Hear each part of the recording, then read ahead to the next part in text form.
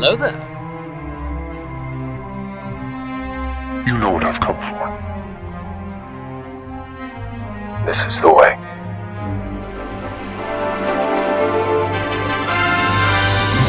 I am a Jedi, like my father before me.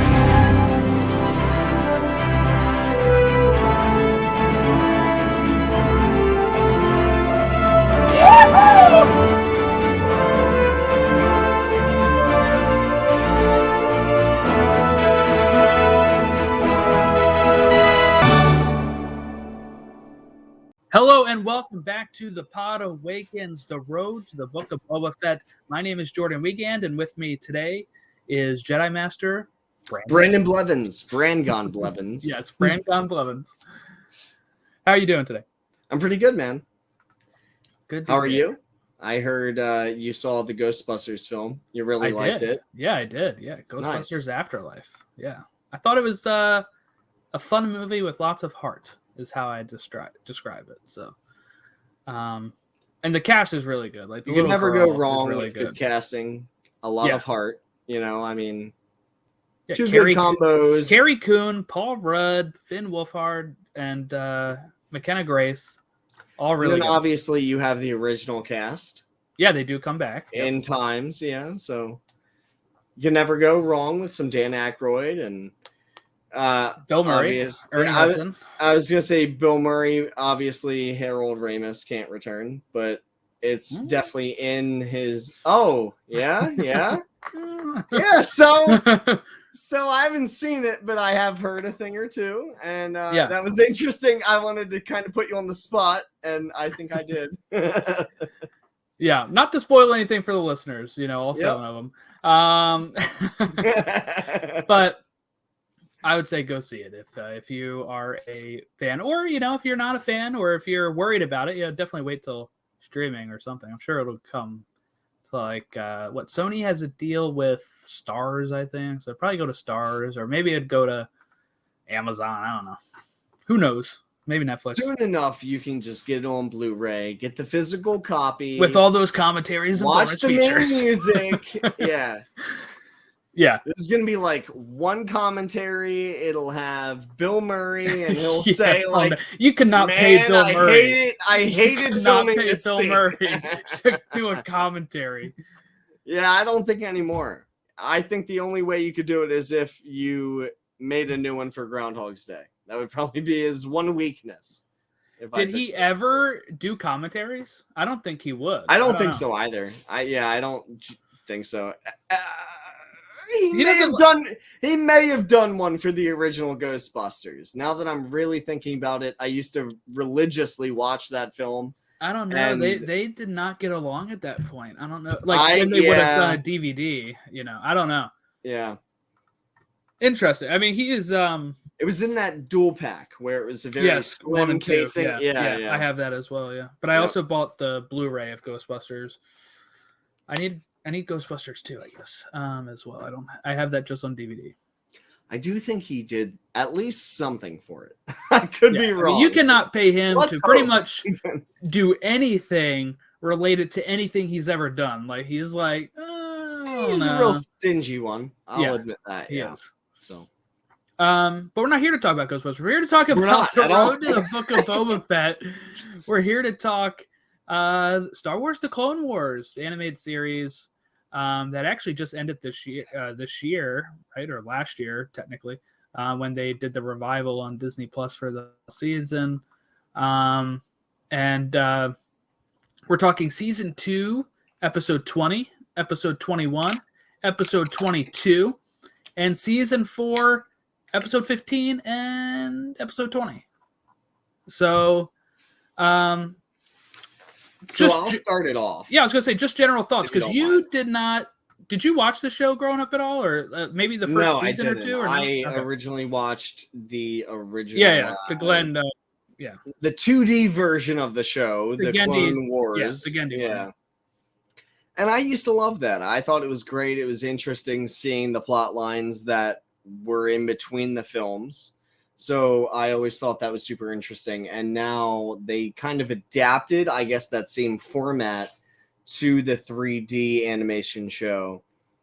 And honestly, in my opinion, the plot lines are just as good. The animation obviously has taken it up a bar. Mhm. It's not fantastic. It's not pushing like groundbreaking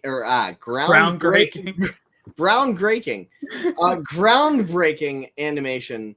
It's not like something you've ever seen before, something like that. But I do think the plot holds up on most episodes, so it's always interesting to see how they take the characters and use them in these new ways. Like there's a few episodes that use Kiadi Mundi, I believe, and Kit Fisto and things like that, and they kind of use side characters and make them the star of an individual episode, which is very interesting, and it definitely adapts those characters in new ways. So yeah, I think this for people that don't know, this was a real passion project for George Lucas. He he really funded every single one of these episodes by himself. He did not have like a there was no Disney behind him at this point. There was no anything behind him. He was funding it directly with his own money, and some of these episodes cost more than $1 million an episode. He started making this before he even had a network, I believe, and then Cartoon Network got it. Cartoon Network broadcast it for a bit.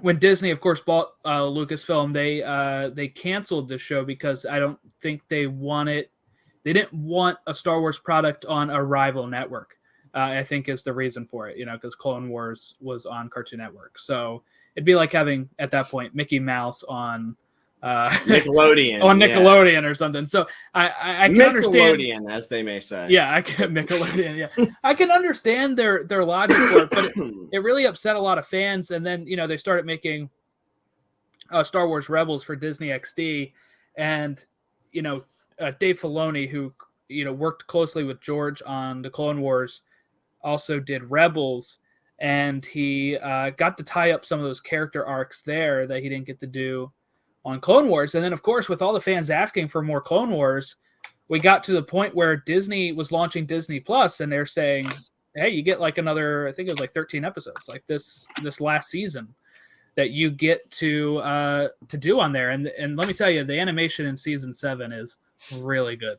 It is like, I'll have to keep an eye out for it. Yeah. And they seriously have like season 7 is kind of hit and miss, but season 7, like the last arc, is fantastic. It's going on at the same time as Revenge of the Sith.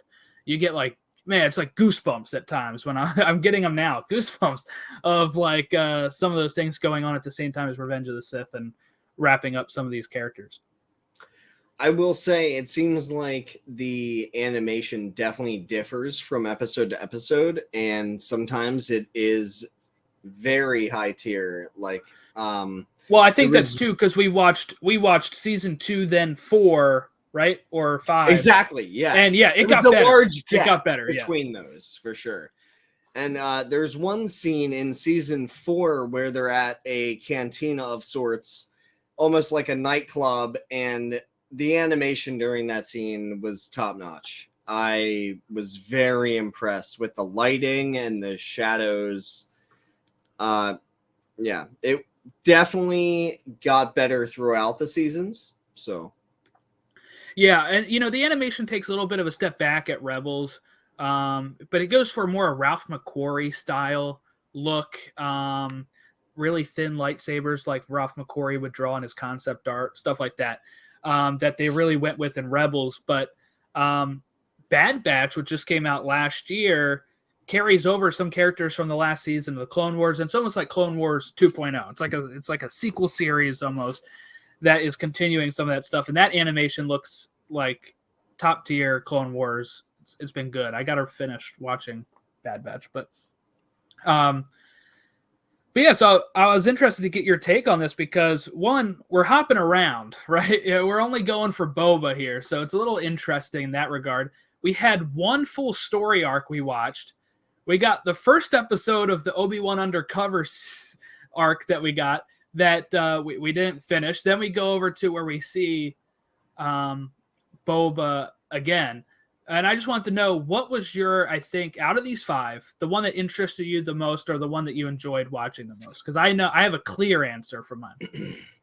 So I have 2 answers for this. I really loved the first one I watched, which I believe was episode 20, season 2.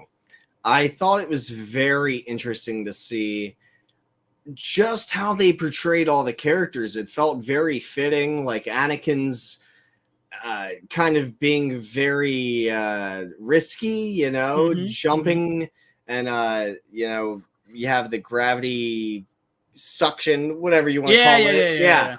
And that seemed very Anakin to me. And then you also have Mace Windu, who is very knowledgeable and is trying to almost help Boba Fett at times, but doesn't really know that it is Boba. And so that's a cool arc.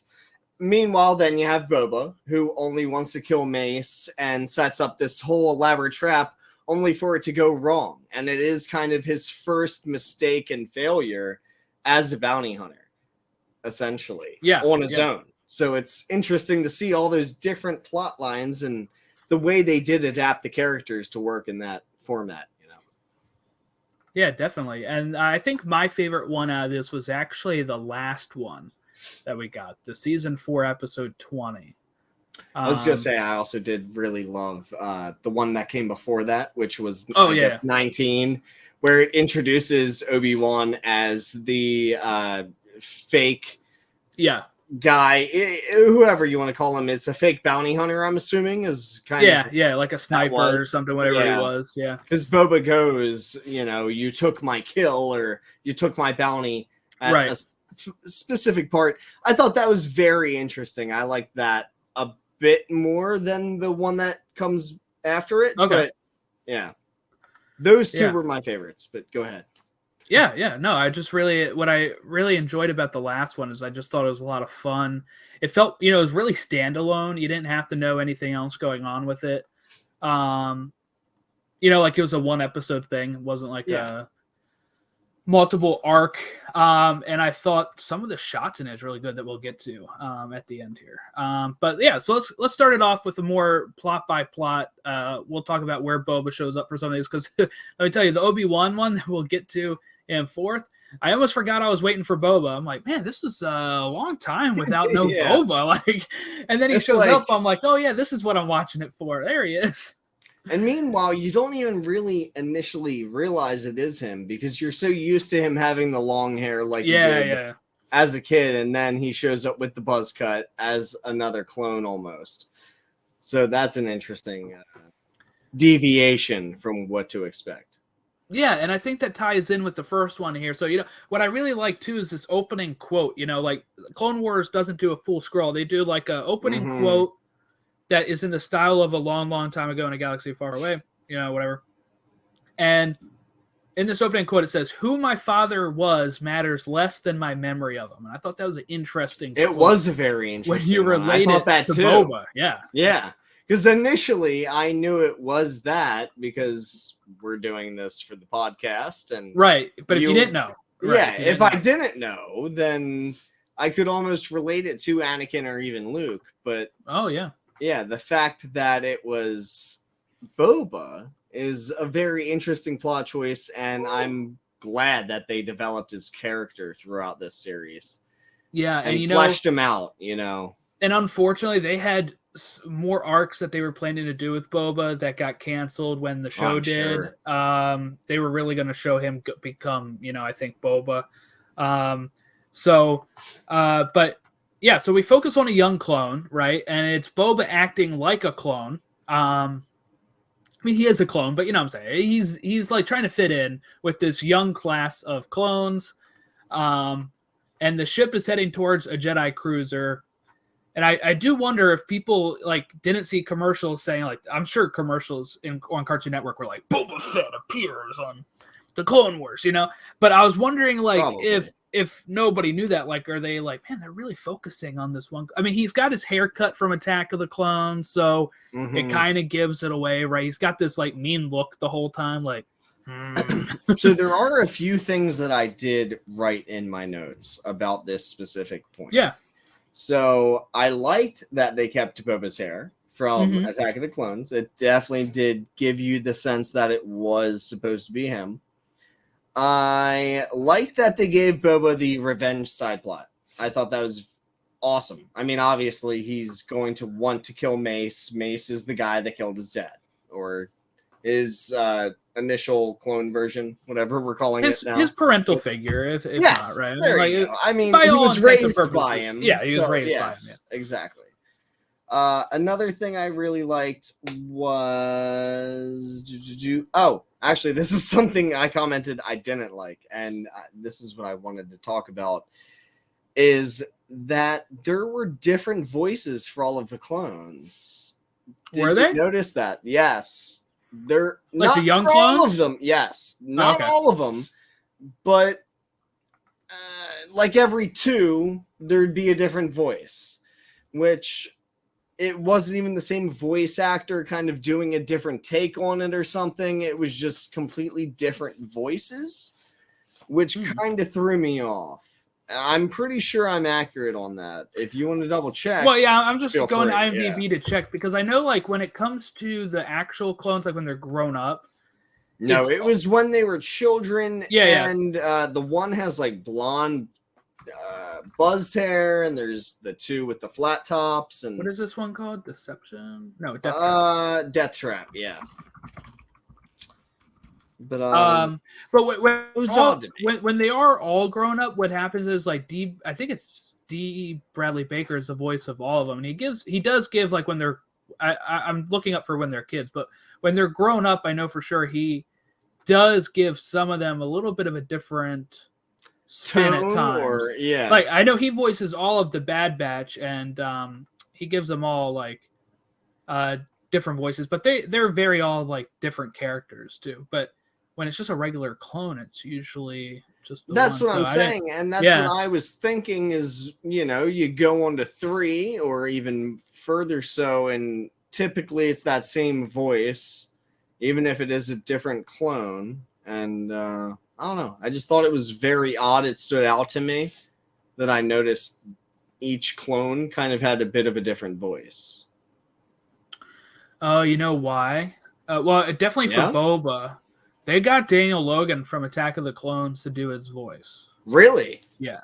Oh, well, that's kind of cool. So I'm guessing then for the rest of the clones, they were portrayed by... different people, I would assume, because that at least keeps it... It says Daniel Logan played the clone cadets.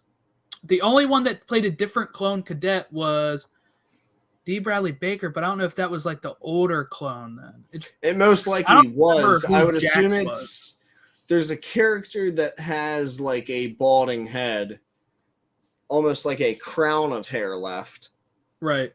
And that I believe was voiced by Baker. I believe. Yeah. But all the others, I guess, was voiced by the younger voice actor. But it definitely sounded like they had different voices. Perhaps that's how they asked him to do it. They may have. It was definitely interesting to me, and it stood out. So I figured I would. Well, one thing the Clone Wars does too is it really provides a lot of personalities to some of these clones because. You know, in the movies, we get pretty much nothing, right? Like, even Commander Cody, most of his line is, here's your weapon, sir. Like, that's pretty much it, right? To Obi-Wan. Yeah. Like, here's your lightsaber. And you still kind of like him, too. Yeah. Even with just that line, you're like, all right, Cody's not a bad guy. when we get to... That's strange. When we get to... Sorry. Ghostbusters is on Sci-Fi. It is strange. It says TVMA. What? It's a PG movie. I don't get it. But anyway.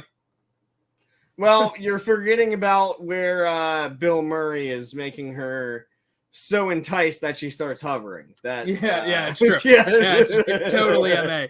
Yeah, that becomes a bit more into the M for mature section. Yeah, but when we look at the Clone Wars series itself, we really see a lot of the 501st, Anakin's crew. We don't see him a lot in this one, in these 5, but we really do. And it really, what it helps, I think, is make that episode 3 moment land a little more when all of them have to start shooting their clones. Like when we see later on, we see Plo Koon get a lot of screen time in one of those episodes. Wow, yeah. Which was and great. That is something I was so happy about.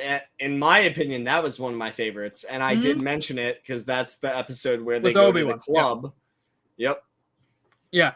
And what was really cool about that is you get to see how some of these Jedi and stuff, how close they were to the clones. We didn't really see that, at the end of 2, like we just talked about last week, they just saved the Jedi from the droids, and that was the opening of the last Clone Wars. minute, and that's essentially them even meeting them for the first time. Right. So and then we get episode 3 where they turn on them halfway in, an hour in. So really, we only see this for an hour.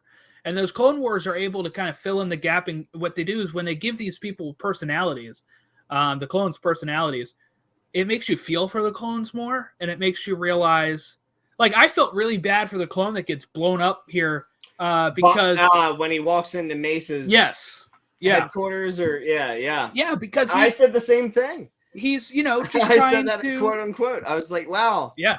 Of course, Boba ends up killing essentially his brother. Yeah. I was like, wow, look at that irony a little bit, just.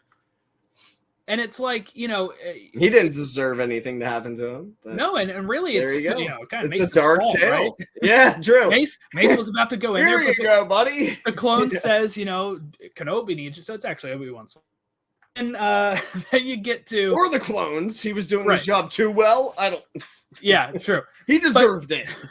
But so they're going towards the Jedi Cruiser. If you're a fan of Boba, you understand that he's probably trying to get revenge, right? He's posing as a young clone. And this is something we talked about last week of how does he kind of view these clones, right? Like we didn't get a chance to really delve into that. And we'll get a line from him later in this episode that really, I think, shows you how he perceives this. Yeah. But the fact is, he's able to mask himself to get close to a Jedi because the Jedi are using these clones. And he's like, I can pose as a young clone going on this trip. And I thought that was very interesting how, we didn't really think of it that way. And I didn't really remember this episode before we watched it. But like the thought of, I'm going to use my face that I have to share with everybody that's also my dad's face to, cloak myself pretty much to go carry out this and revenge my father's death, which I thought was an interesting viewpoint for Bo. It's almost like he views the brothers or the clones as a means to an end. Yes, they're almost slaves or they're under his control essentially. Like I viewed him as more of the mastermind behind like no matter what, even if these Jedis are using these clones for their use, I will find my own and take advantage of their naivety. Yeah. Because they see each other so naive. They see each other as brothers, right? We're all in this together, I think one of them says, right? And it's because that's how they're raised. And the one literally says it while Boba is holding the gun to his face. Yes, yeah. At that one scene. So it really goes to show just how naive most they've of the been characters raised. are in this. They've been raised to think that of each other. We're all buddy, but Boba has that resentment to them, and especially because imagine this: the face of all of the clones that are doing the Jedi's bidding.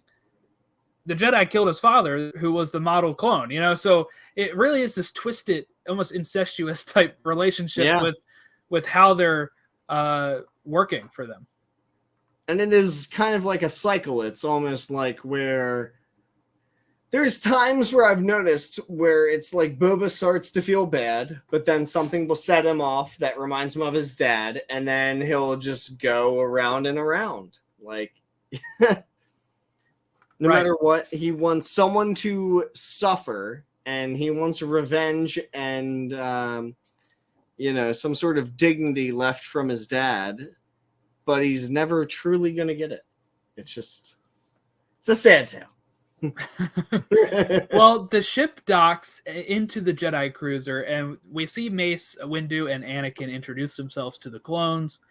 This is where we see Boba's like angry face for the first time, I think. Anakin and Mace really only make a quick appearance in that part. They were supposed to do more, but they're caught away by Obi-Wan again. So this is the first time it they're really caught by does seem Obi-Wan. like he could be like Palpatine's little mistress or something. Who, Obi-Wan? Yeah. It seems like he's this little pawn. I don't. Yeah, it is funny that like how many times does Obi-Wan need to call them about? So, like, where's Obi-Wan at this time? It's a lot. Yeah. You know, but maybe that's answered in one of the other episodes. Maybe there is an episode focusing on Obi-Wan, and then it cuts to this episode or something. I don't know. Yeah, I would assume so, but maybe not. So the kids get to go and do target practice, which they all fail except for Boba. Boba nails it first try. Yeah, 10 out of 10, kicks ass. And even remember, the clone goes, yeah, like, whoa, he's a next gen. Yeah. And remember, he's not, you know, as you know, it was Tan Wee and Lama Su say he's an unaltered clone, so he's just skilled. He's been learning from his father, like we saw last week. Django. Yeah, exactly. Then the leader quizzes all the clones as they're walking in the hallway on like the parts of a Jedi Star Cruiser or the cruiser that they're on. You know, what does this part do, or where is this? And Boba is this moment to slip away. Yep. And he's calling someone on his comm link, which we'll learn who that is in a short bit.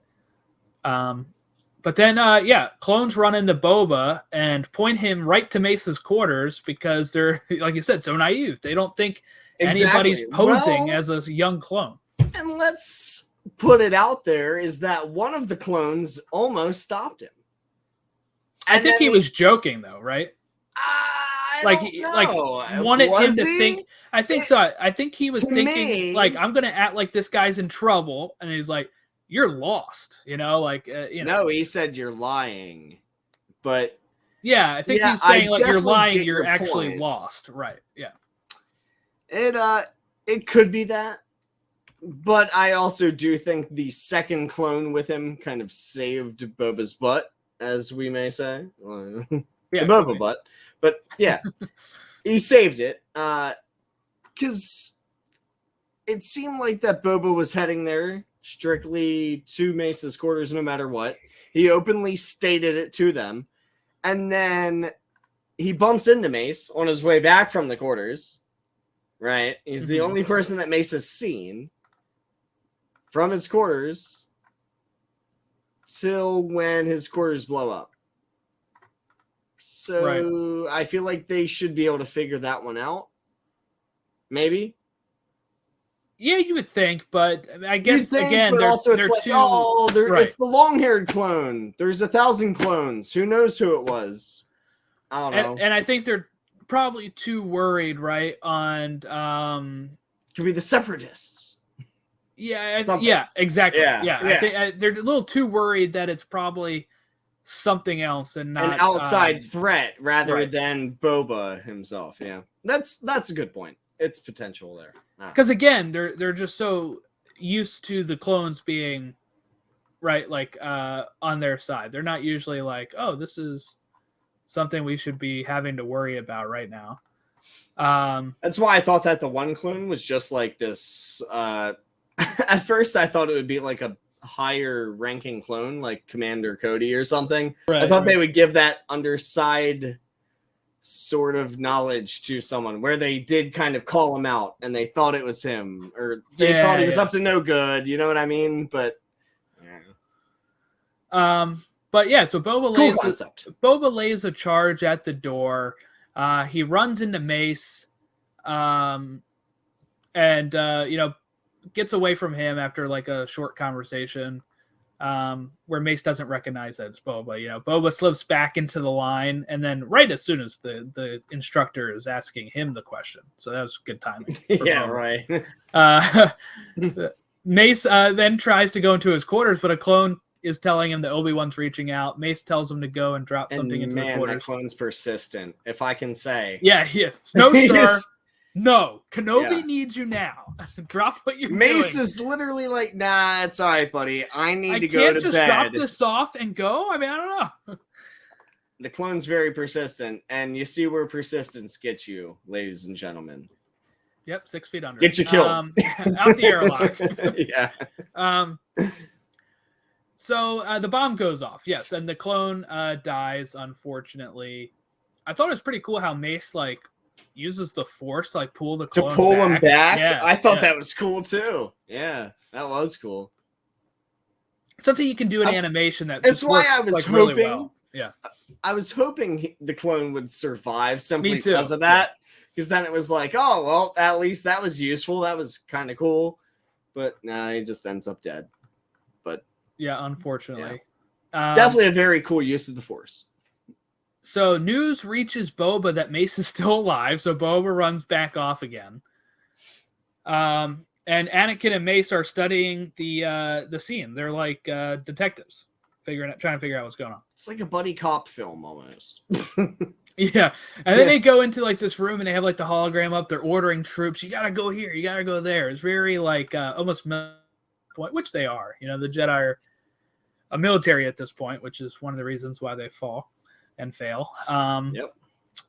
Boba runs into the reactor core. He's talking on the comm link to I don't know if it's revealed yet at this point. Nope. Okay. But Boba runs into the reactor core and Boba stuns a clone. So here's something where he would not kill a clone at this point, right? Like he feels bad, I guess, that it killed the one, but he smacks him in the head, turns the gun to stun, you know, pretty much, and stuns the guy. Does he turn it to stun? So that's what I was curious about is, did he turn it to stun or was it always on stun? So that's the only reason that he didn't kill him.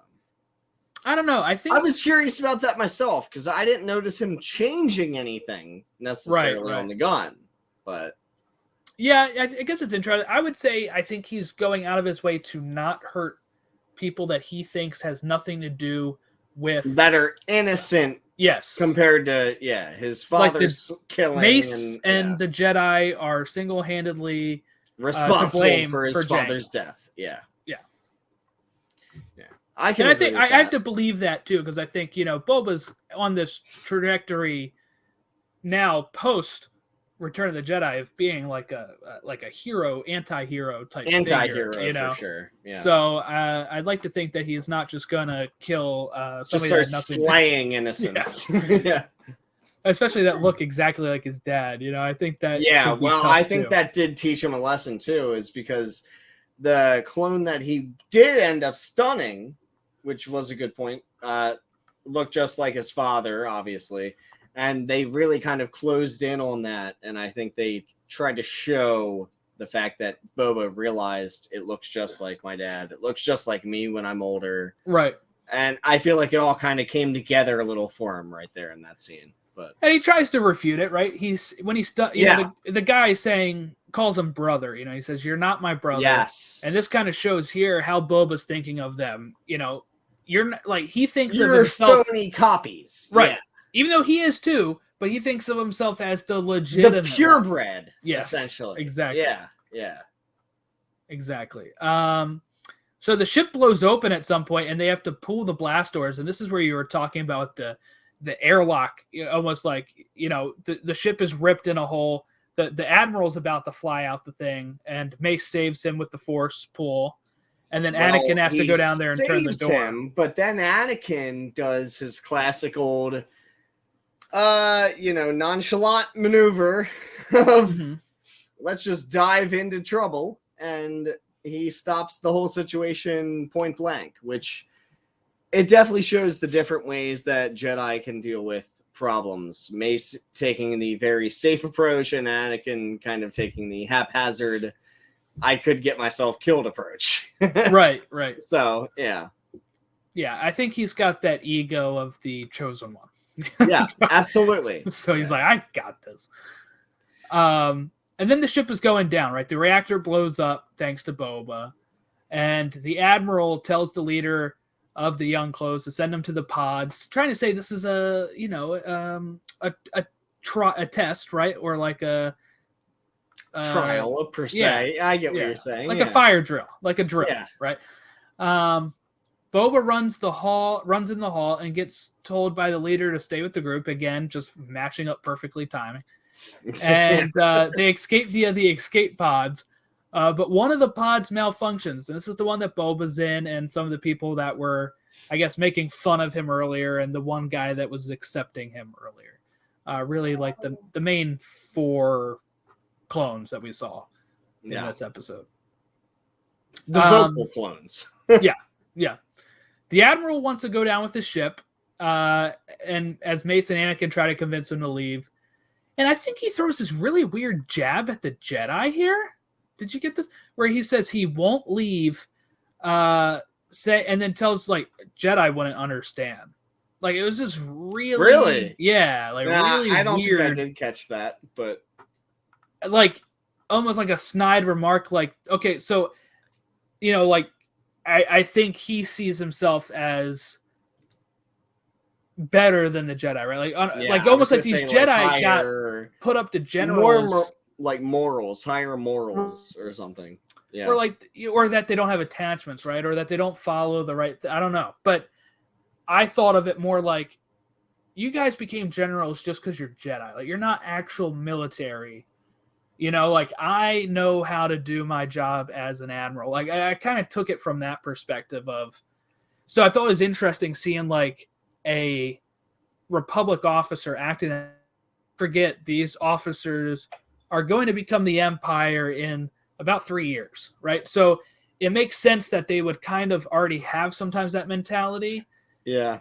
It's not just a flip of the switch. And you do see that a few, like in subtle ways throughout the episode of how they will become the Empire with their rankings, their ships. Mm-hmm. And you get to see it multiple times. And I'll agree. Yeah, I could see your point there.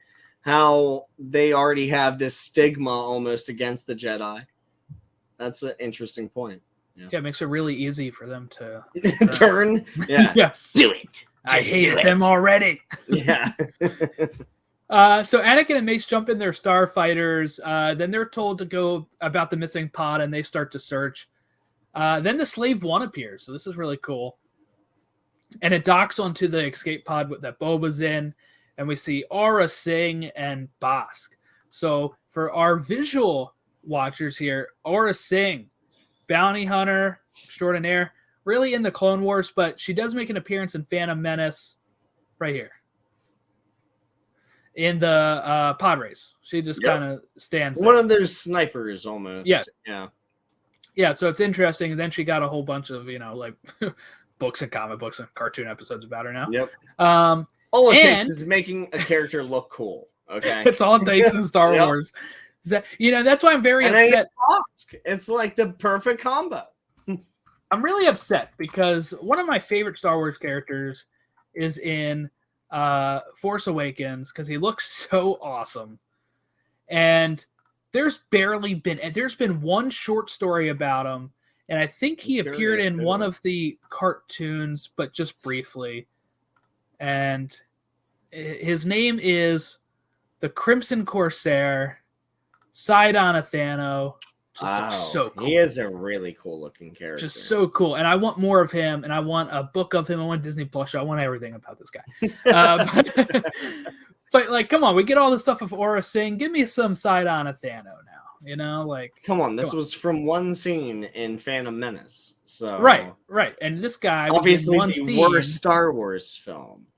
Hey. Just kidding. But anyway, throw back to last episode. You got to check it out. Yeah. Find out the story. Aura Singh does die. She actually dies in it's not in anything we've seen, but it's referenced in Solo, a Star Wars story. Yes, that's Tobias Beckett, played by Woody Harrelson. Mm-hmm. There's a reference that he had killed Aura Singh. Really? In one of the, that's interesting. Really. And I remember, like, when I first heard that when I'm in the theater, I was like, "Oh my god, like that's so awesome." I know that character. Aura Singh's dead because of Tobias. That's pretty cool. Such a Star Wars name too. Tobias, yeah. But anyway, and we get Bosk too, and we see Bosk again. Oh, and later can I on, just say, I am so glad that they're using Bosk, and they're really fleshing out his character. Yes, you get to see him for a few minutes in Empire Strikes Back, and I think that's it. I mean, maybe you see him briefly in Return of the Jedi. I don't think so, though. I think it's strictly Empire. And I'm just so glad they're fleshing out his character, and he's so cool. It's one of the very few characters that I was like, oh, yeah, I know exactly who that is just from seeing them. You know what I mean? Yeah. Yeah, classic outfit, classic look. Yeah. Bosk also does appear in Rebels as well. He also appears in, like you said, Empire. Yep. I don't think he's in. I'm looking up his list. I don't think so either. I think it's just Empire, not Return, but which is a bummer. Yeah, I think it's just Empire, Yeah. You would think they would. No, he's in Return of the Jedi, it says, yeah. Really? Yeah. It doesn't say where he's It's probably during the cantina scene or something like that. That's what I'm picturing, but yeah. Oh, you know what? He was on the sand barge. Oh. He was at Jabba's palace and accompanied Jabba onto the sand barge. And he's dead. No, he probably survived that. I hope so. I'm sure. Bosk is so cool. Watch him appear. He's probably going to appear in Book of Boba Fett. They showed some True. Yeah, that would be awesome. Or even Mandalorian, because I mean, Boba's in that. So yeah, we need to put him somewhere. I mean, he's so cool. So we get Bosk, and we'll also get Dengar in one of the later episodes as well, which is great. So Boba wants the clones to live here, right? She was just gonna, or Sin was just gonna let them float and die, pretty much. And she tells him, grow up and you'll get your revenge in time.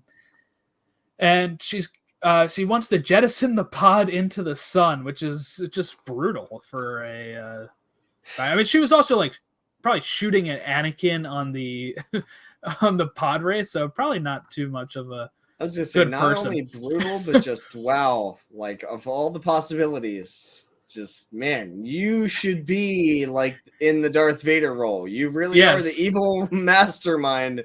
It's like, what is the worst possibility for these people? Yeah, let's send them into the slow sun. Death as they burn to a crisp. Yeah.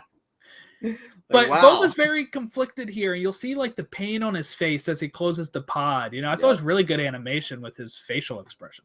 They do it a lot throughout all the episodes I was watching. Yeah, they do a good job of animating what he's thinking, keeping it natural enough that you're like, yeah, I can read that body language and understand. Right. Yeah. So the Jedi appear to save the clones, and one of the clones says, if he is like us, he will realize he is wrong. So I think that's interesting because I think this show came out, after this was in like 2010, 11, 12, somewhere around that. So at that point, there's no trilogies anymore, right? Like they wrapped it up with episode 5. Yeah. And at that point, I wondered where they were going with this because it's more interesting now that we're getting a Boba Fett show where maybe we get that more redemption arc for him like we did in Mandalorian, where I think this line doesn't really make any sense before that. Like, if you just looked at it from episode 2 to episode 6, how he dies in a Sarlacc pit, you're probably like, well, I guess he wasn't like them. But now I think you might be able to say at some point he is, and he realizes he was wrong. I don't know. To me, it was very interesting and thinking about all of that as well, because he starts off as this kid that just wants revenge for his dad. But by around, what do I want to say, like episode 20-something in season 2, maybe even towards season 4, you get to see him kind of have these regrets almost and realize that he is perhaps on the wrong side of things. And it's very interesting to see that. And then you get the Mandalorian, and then you're kind of curious what came in between. Because obviously he's still a bad guy in Empire. He's still a bad guy in Return. But there is this. Is he a huge... bad guy or just a bad or guy? is or is he simply just doing it for the funds? And maybe money. He does, as you can see, he is someone that likes revenge, or things like that. And there is this kind of animosity set up between him and Han. Mm-hmm. Han screwed him over. Something happened there between the two. So it seems like there is that animosity already set up for those two characters. So at least that fits with this current arc, that even if he isn't the worst guy in the world, it's not like he just wants to kill Han for no reason. It does seem like the character stays consistent. He wants revenge whenever he gets screwed over. Simple as that. And he will get it. Yeah.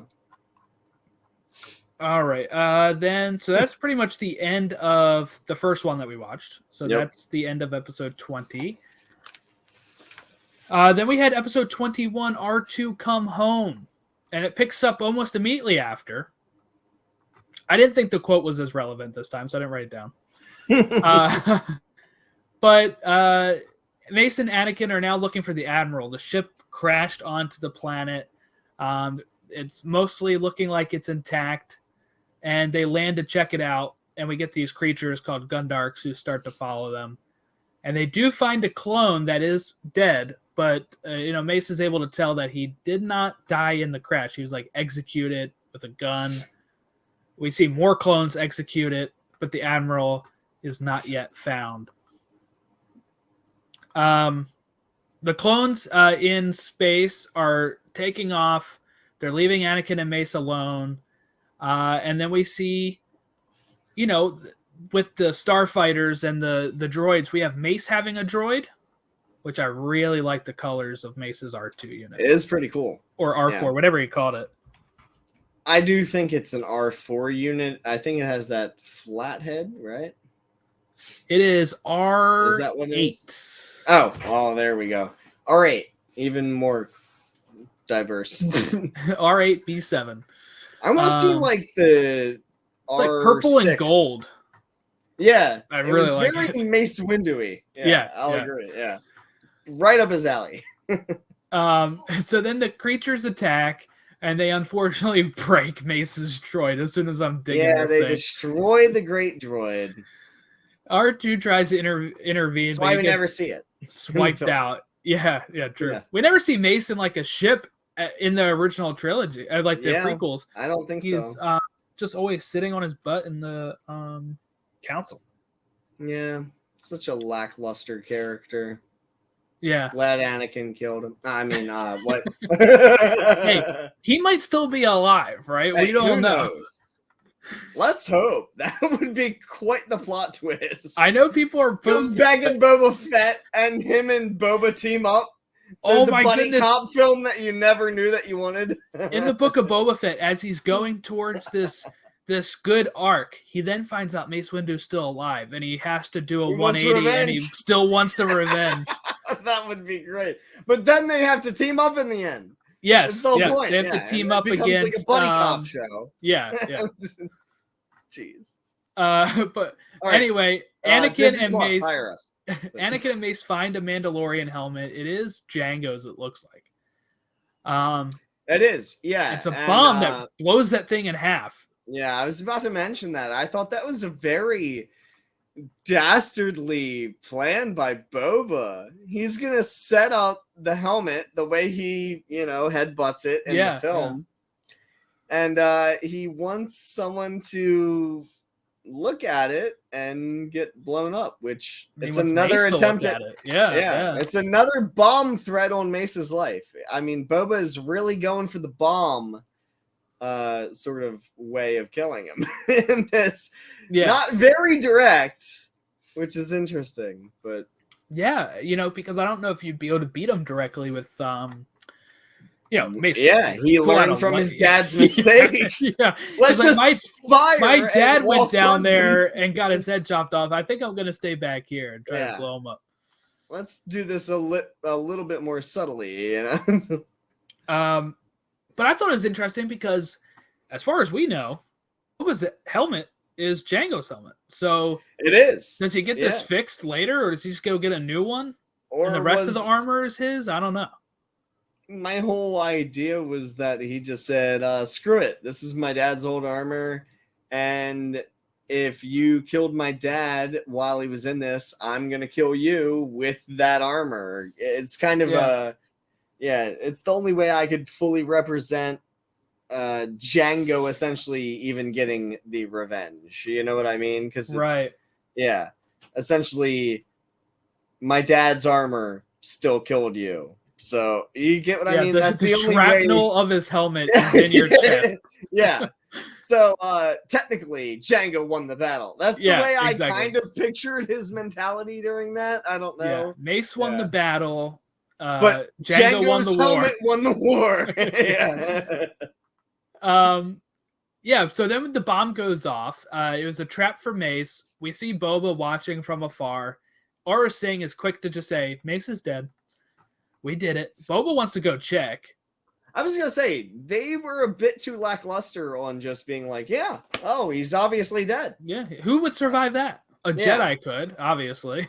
Yeah, especially if also anyone else picked that up and it didn't happen to be him. It's not like you had cameras fixed on their location. Like, Mace just picked it up. He just died. Exactly. Like having like a scope or something or a camera. CCTV sort of situation. Yeah, It's not like you watched that happen. Yeah, they seemed a little too cocky, as I'd put it, or naive. We get the reveal that they have the hostages, including the Admiral. So he went down with his ship, but he still survived. So I don't know if that's a failure or not. And also, can I say real quick, I do have a problem with the Admiral character.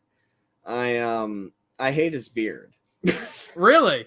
I hate it. It just looks like a piece of armor or something. What's it like? It's so sharp. It looks like it's gonna cut you. I've never seen a beard that sharp in my life. Admiral Killian.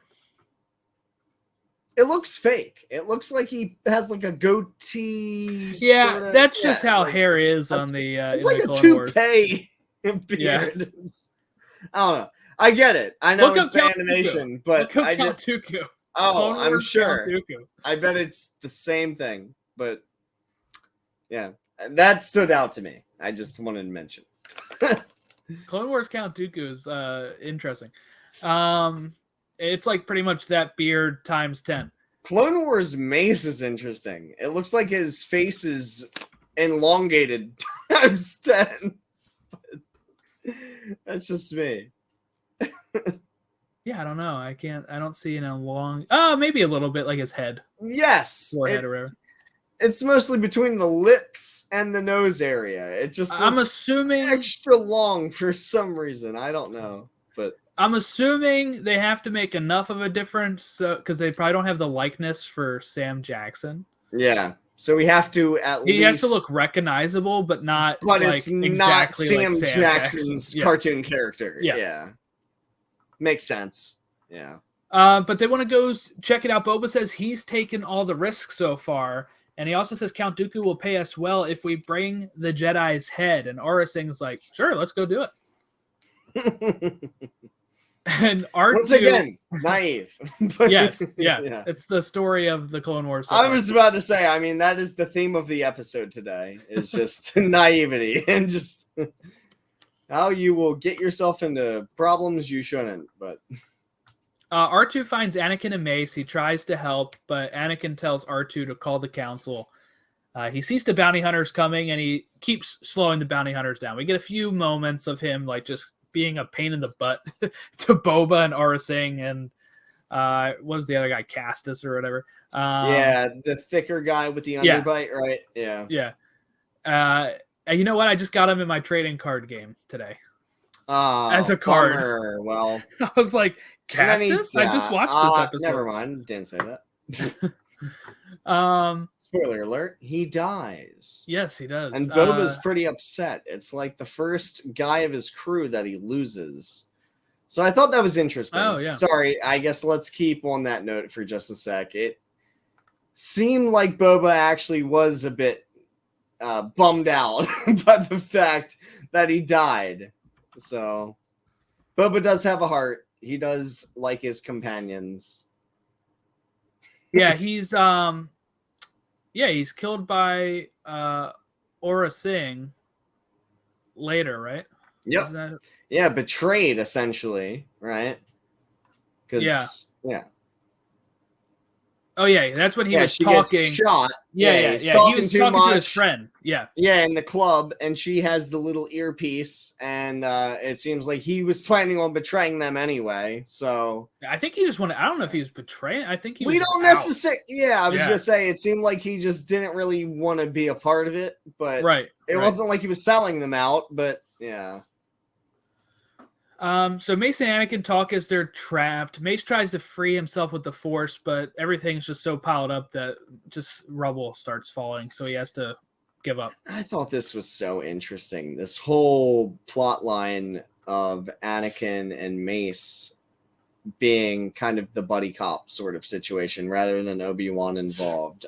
It's really interesting seeing the fact that Mace helped Anakin so many times and saved him on so many like different accounts, and the way that Anakin ends up backstabbing him in 3, I definitely think it adds to that betrayal. Oh, definitely. Yeah, definitely. And I think I was impressed with that. It's interesting looking at it because, you know, when you look at the prequels, like we said, he's usually just a guy who's constantly putting Anakin down. And there's actually a moment that we'll get to in this episode that I want to bring up as well. So that's related to that and why we continue to see the strained relationship between Mace and Anakin. Another thing I think is interesting is that Anakin calls him Mace a few times. Mace, get over here. Yeah. I'm like, Master Windu, man, you're like down here, dude. Being a little too informal. Yeah. You know, it gets to show like that arrogance that Anakin has been harboring throughout the past few years, you know. Yeah. Once he went from Obi-Wan's apprentice, it just seems like he needs more power. Yeah, he's a Jedi Knight now. Yeah, exactly. So you know, he's thinking, what, 3 years as a knight and he's going to become master on a council? I mean, I don't know.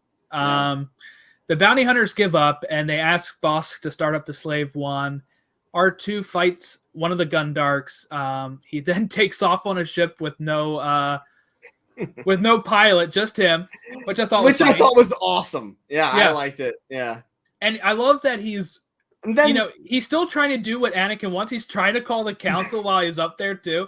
And he gets, that gets blown off, and he's like, "Oh, come on!" Exactly. You get to see a bit of the R2 character, and how droids actually have some, characteristics and personality to them. I liked it. It's the whole point of this episode. What Mace and Anakin are talking about the whole time. How do you put so much faith in him? Why do you talk to him like he's a person almost? Right? He's a robot. And you sit there and watch Anakin being like, R2, you got to come through, It's almost like him talking about a dog or whatever. Yep, right? Exactly. Like Mace is like anti-dog and Anakin's like pro-dog almost, is what it comes across as. Because I have some of those conversations with people that don't understand why, people like dogs as much, and like I'm a dog lover. So I'm like, I'd be Anakin in this spot, I'm like, R2, you have to have faith. Right.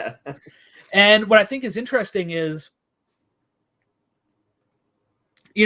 how the Jedi are, we've talked about how they're so misguided as it is in the prequels, but the fact that they, like Mace with this, not really willing to bend at a point on what R2 can do or something like that. When you think before, Jedi would probably use whatever they could and befriend anything they could to get what they need. And he's just so... And I mean, even if we're sitting there going off of, sorry, not to cut you off. No, you're good. Even if we're going off of like Phantom Menace sort of idealism or something. I mean, Qui-Gon was fully respectful of R2 when you meet him. So was Obi-Wan. Mm-hmm. So it's interesting. Maybe it's something more with Mace's character. Yeah. Yeah, perhaps. I think so, yeah. I think so too, because I haven't really seen that from another character besides him.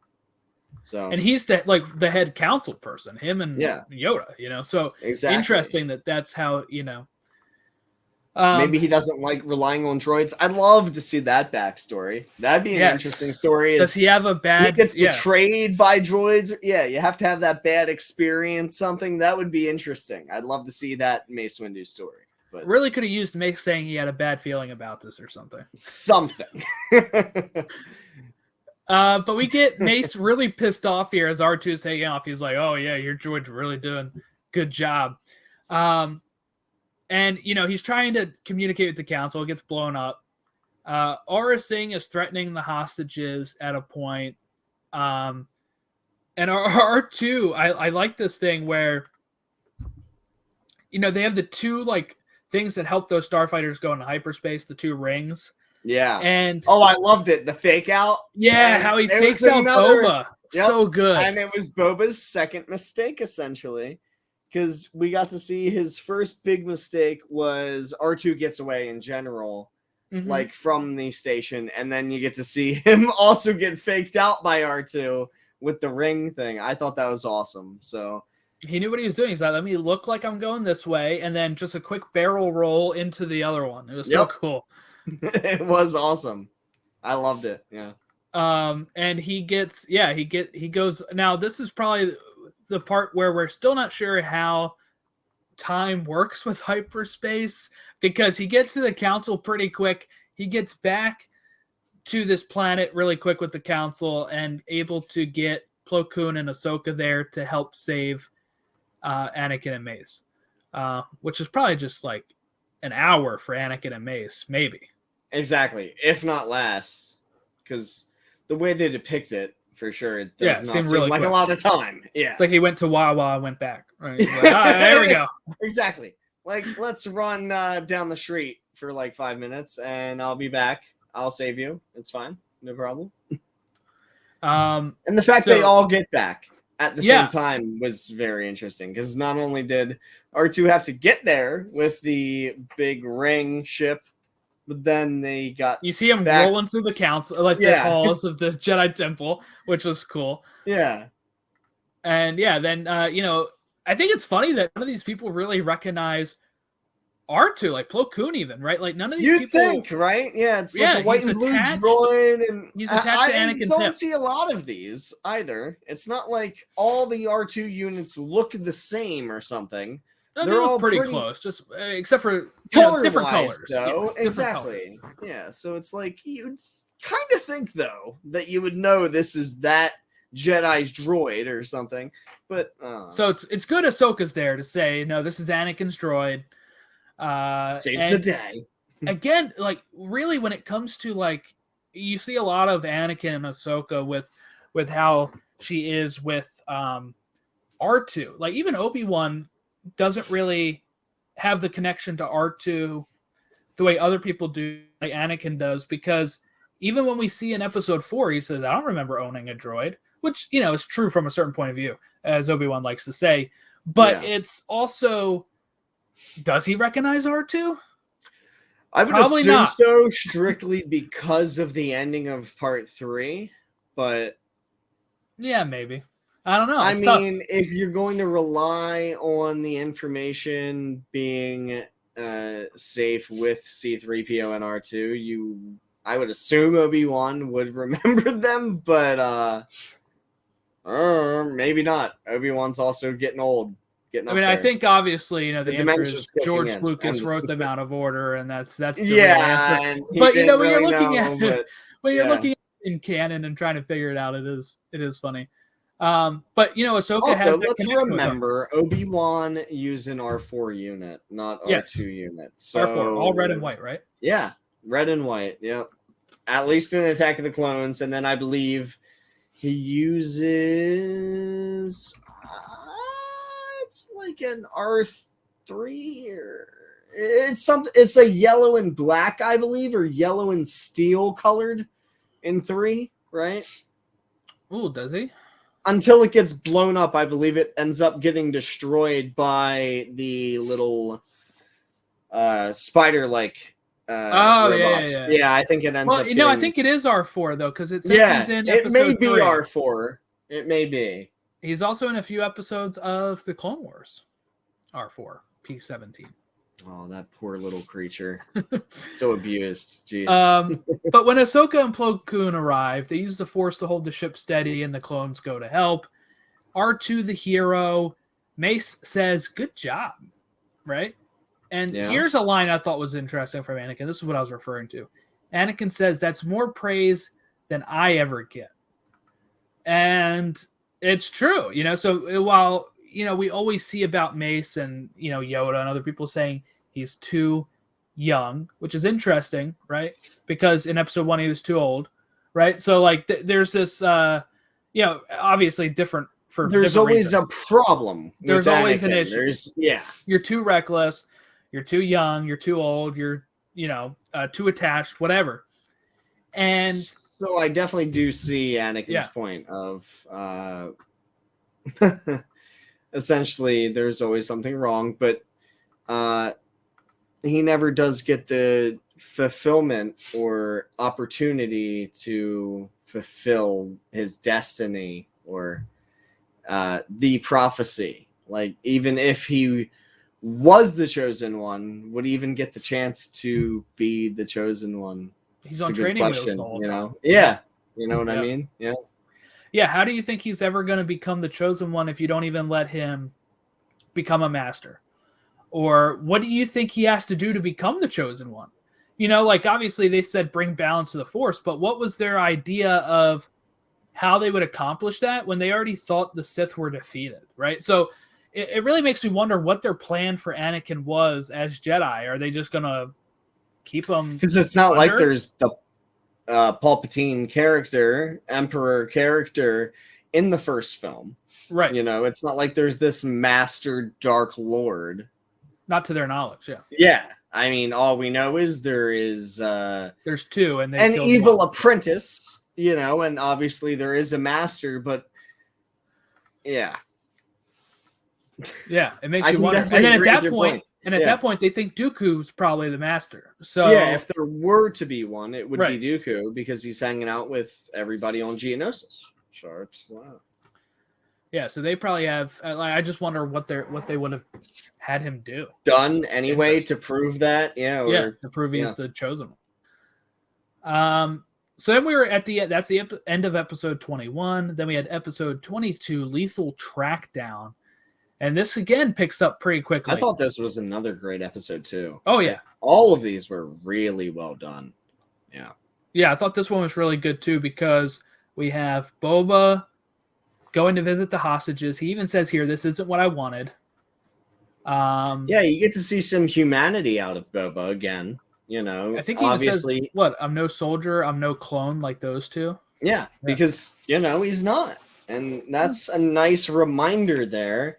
And you get to see, I mean, perhaps things don't go too well for those that are kidnapped, but it's not like Boba kills them or anything. So, and he doesn't treat them wrong. He kind of explains himself. You definitely get a nice touch of humanity out of Boba, and you get to see that he's not just another trooper or typical bounty hunter, even like his dad, Yeah.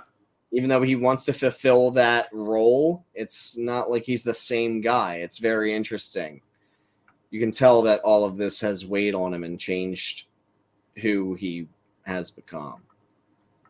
Yeah, we have Anakin and Mace healing on Coruscant. One thing I forgot to mention too, after they got free, Mace finds the blown up helmet and he says that this was Jango's. This must be Boba doing so this. So it definitely, I killed his father right in front of him. Yeah. Nice to hear him say that. Straight up. Yeah, exactly. He remembered it. Yeah. Yep. Which I did take a note on that.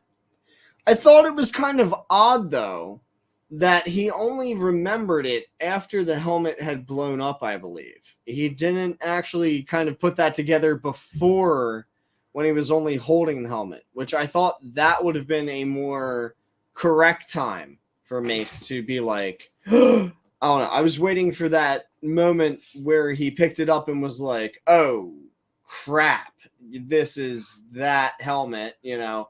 Instead, it only happened afterwards. Maybe he did, but maybe what happened is, you know, when you have the explosion and then they're trapped under the thing, like, I don't know if he has a lot of time to think it over. Or if he did think it over, not to think, like... But also, what's the point of mentioning this at the moment? That's another possible outcome. Yeah. So he finally gets out, and then he sees it again, and he's like, oh, yeah, I was just worried about my life, but now I can think about this again. This is who's doing it. So they're healing on Coruscant, Anakin and Mace, and, you know, Anakin asks, what are you going to do about Boba? And Mace pretty much blows it off. You know, Anakin's like, dude, he destroyed a whole freighter. And, you know, Mace's response is interesting when he says, in case you haven't noticed, we are fighting a war. Like, he's not too worried about a little kid. Yeah, it's like the you won the battle, but you didn't win the war, and who is the bigger threat between everything going on? Yeah, the Separatists or Boba Fett, you know? Exactly. Especially Boba at his age. And also, I don't think Mace necessarily realizes he has help at this point either. Mm-hmm. Yeah, so... True. Yeah, he probably doesn't know that he doesn't realize that he has about a squad of 5 people or so. Well, I think in the transmission that comes through. Oh, this comes in afterwards, though, right? So Boba has a transmission. Boba couldn't pull the trigger on one of the hostages. So again, I think this shows how we were talking about in the first episode that he didn't want to kill an innocent clone. Won't do it here either. That's like what I was saying. Aura Singh kills them instead. That's what I was saying a minute ago. You get to see a lot of humanity out of Boba in this episode for sure. It definitely paints him in a better light. You know? Yeah. So Mace wants to go, but he's healing, so Plo Koon says he'll go, and this is where you get the turn of it being a Plo Koon episode. Oh, I freaking love it. Man, I told you last episode of our podcast that I love Plo Koon, and I thought of you as soon as it started happening. I was like, "This is so great good." I loved it. Oh, I loved it, man. I love the dark robe, and he looks very Sith-like almost throughout the whole episode. And I just love his attitude and the way he conducts himself, and it was almost Obi-Wan-esque as well, the way that he will kind of get things out of characters, knowledge out of characters, and the way he can play them, like at the cantina. It was pretty interesting to have him do a certain style of interrogation, almost, you know, very casual. It was great. I loved it. And what's interesting, too, is I don't think you got this in these episodes at all, but Ahsoka and Plo Koon have a really interesting relationship. I did notice. Okay, good. Plo Koon met Ahsoka when she was 3 years old. He's the one that found her and took her to the Jedi Temple, where she was raised to learn the ways of the Jedi. They have an unbreakable bond, which is sometimes referred to as like a father-daughter dynamic. He calls her Little Ahsoka, and she calls him Master Plo. So it is very... interesting to see that. I could definitely tell there was like a family dynamic, if not like father-daughter. I could tell like it seemed very family-like, and it definitely seemed like she respected him and his opinions more than Anakin. And I think there was a few specific things where Plo Koon said, like, your master has been training you wrong or something like that. Yeah, like something along those lines. She was learning some things that he didn't want her to learn, like the not being like patient, or you know how something Anakin along those lines. Exactly. It was like she attempted to kind of go head first into something that she didn't prep for, and he kind of held her back. It was something along those lines. Yeah.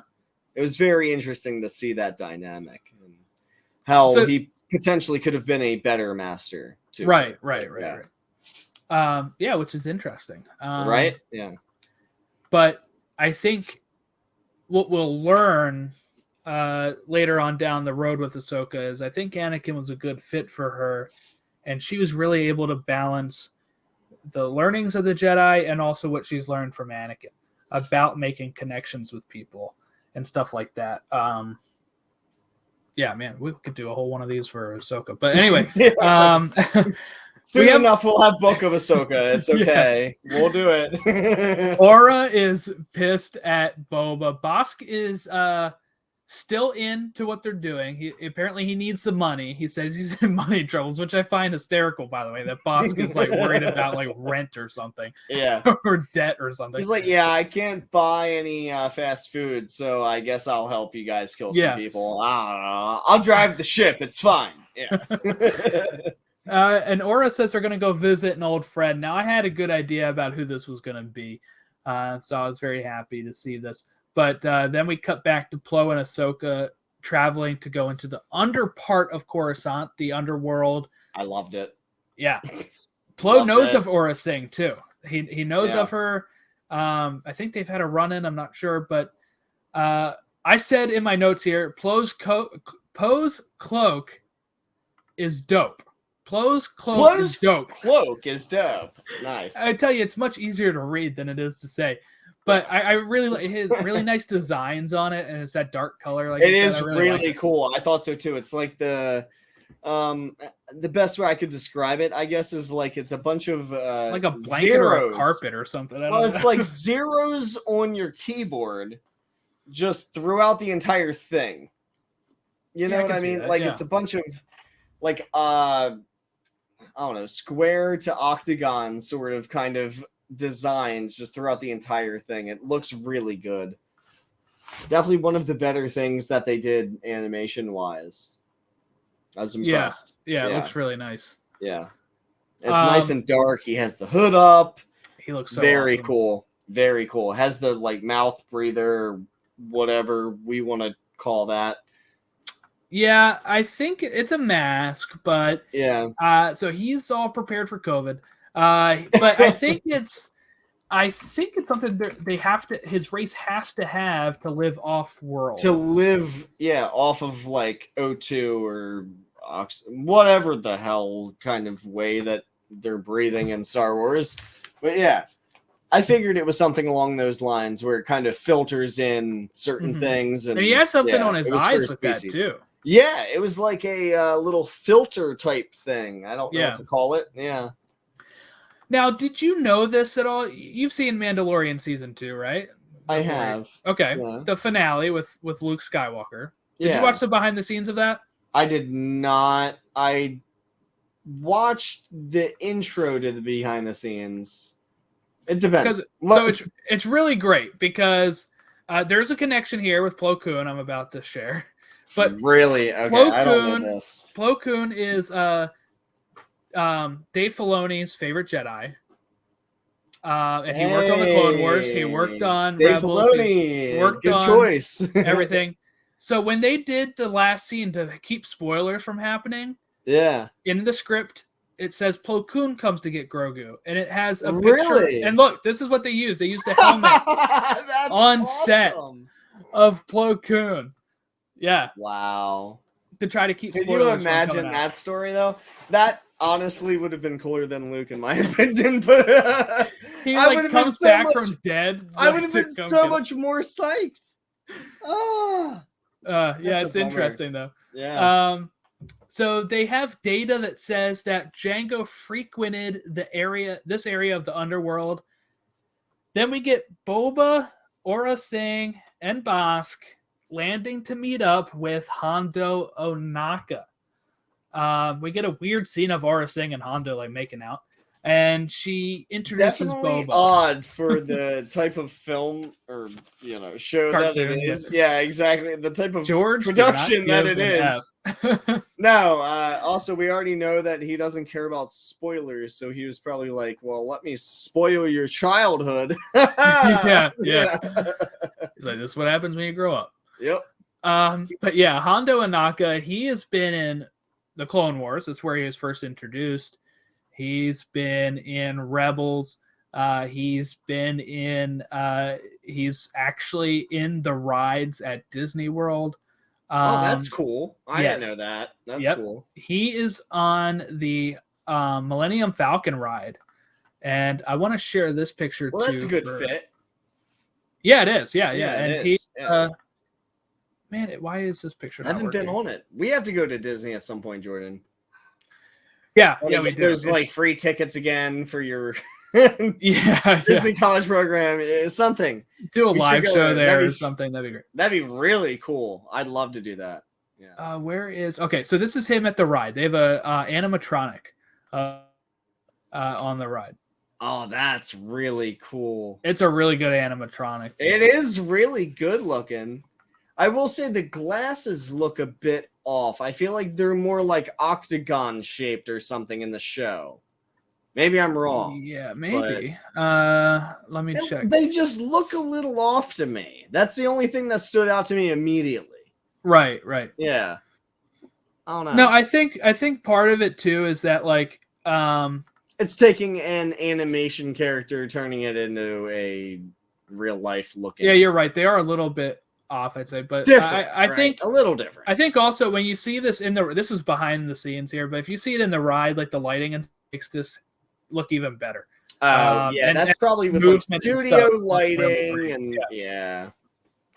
But he's a great character, voiced by Jim Cummings, who voices Winnie the Pooh and all that. Can you imagine? You can't hear it. You can't hear the Winnie the Pooh in this, you but can't. No, he's really good. He was really good. Honestly, I thought it was one of the better looking designs for like a new species. Yes. You know what I mean? Yes, they're a Weequay. Yeah. The Weequay. I really did like it. They have appeared in. Did they appear in the original Battlefront 2? No, the new one is what it says. Okay. Anyway. Well, I do have that Battlefront 2, so there is potential that's where I recognize that design from. Maybe. Yeah, perhaps. I don't remember them from it, but it says it on the Wikipedia. I mostly play the Starfighter. Yeah, mode, so maybe not. Yeah, maybe not. But Aura stops Boba from drinking, right? Good mother moment, I guess. She puts an earpiece. The only one she has. She wanted to, throw the other kids in the sun, but Boba drinking a beer or whatever is too much. Yeah. Oh, you stupid child. She puts an earpiece in her ear, and this is where she eavesdrops on Castus and shoots him. And it just so happens. I was bummed out. Yeah. I admit, I kind of liked that character, and I was like, why don't we ever see this guy again? I found out real fast. I was like, oh. Well, he's dead. So we don't see that species, and yeah, no, we don't. Yeah, unfortunately, I don't even know what Castus is. I don't either.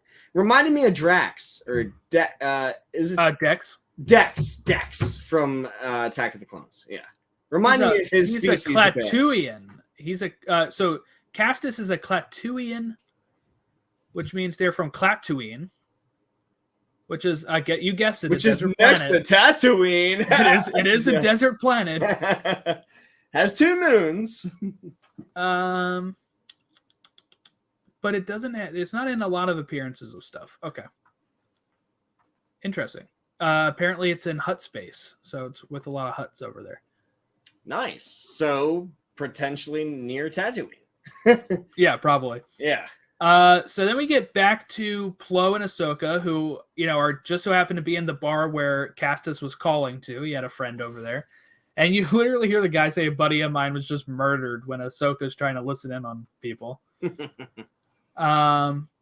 I thought that was a pretty clever way of showing the Force. I thought it was interesting the different ways they showed the Force, which typically don't happen in the films, but they are ways that we've seen throughout video games and stuff for decades now, So I thought that was pretty cool to see the different dynamics of the ways they do show the Force in the series. It was pretty cool.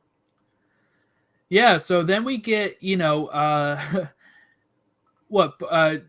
at some point has to pull out the lightsaber, right? And this bad guy or bounty hunter saying that he thinks he could that they could take him Take on. him. Yeah. I love this line by I Plo loved where it. he says, "Would you like to try that theory?" Like it Yep. was so awesome.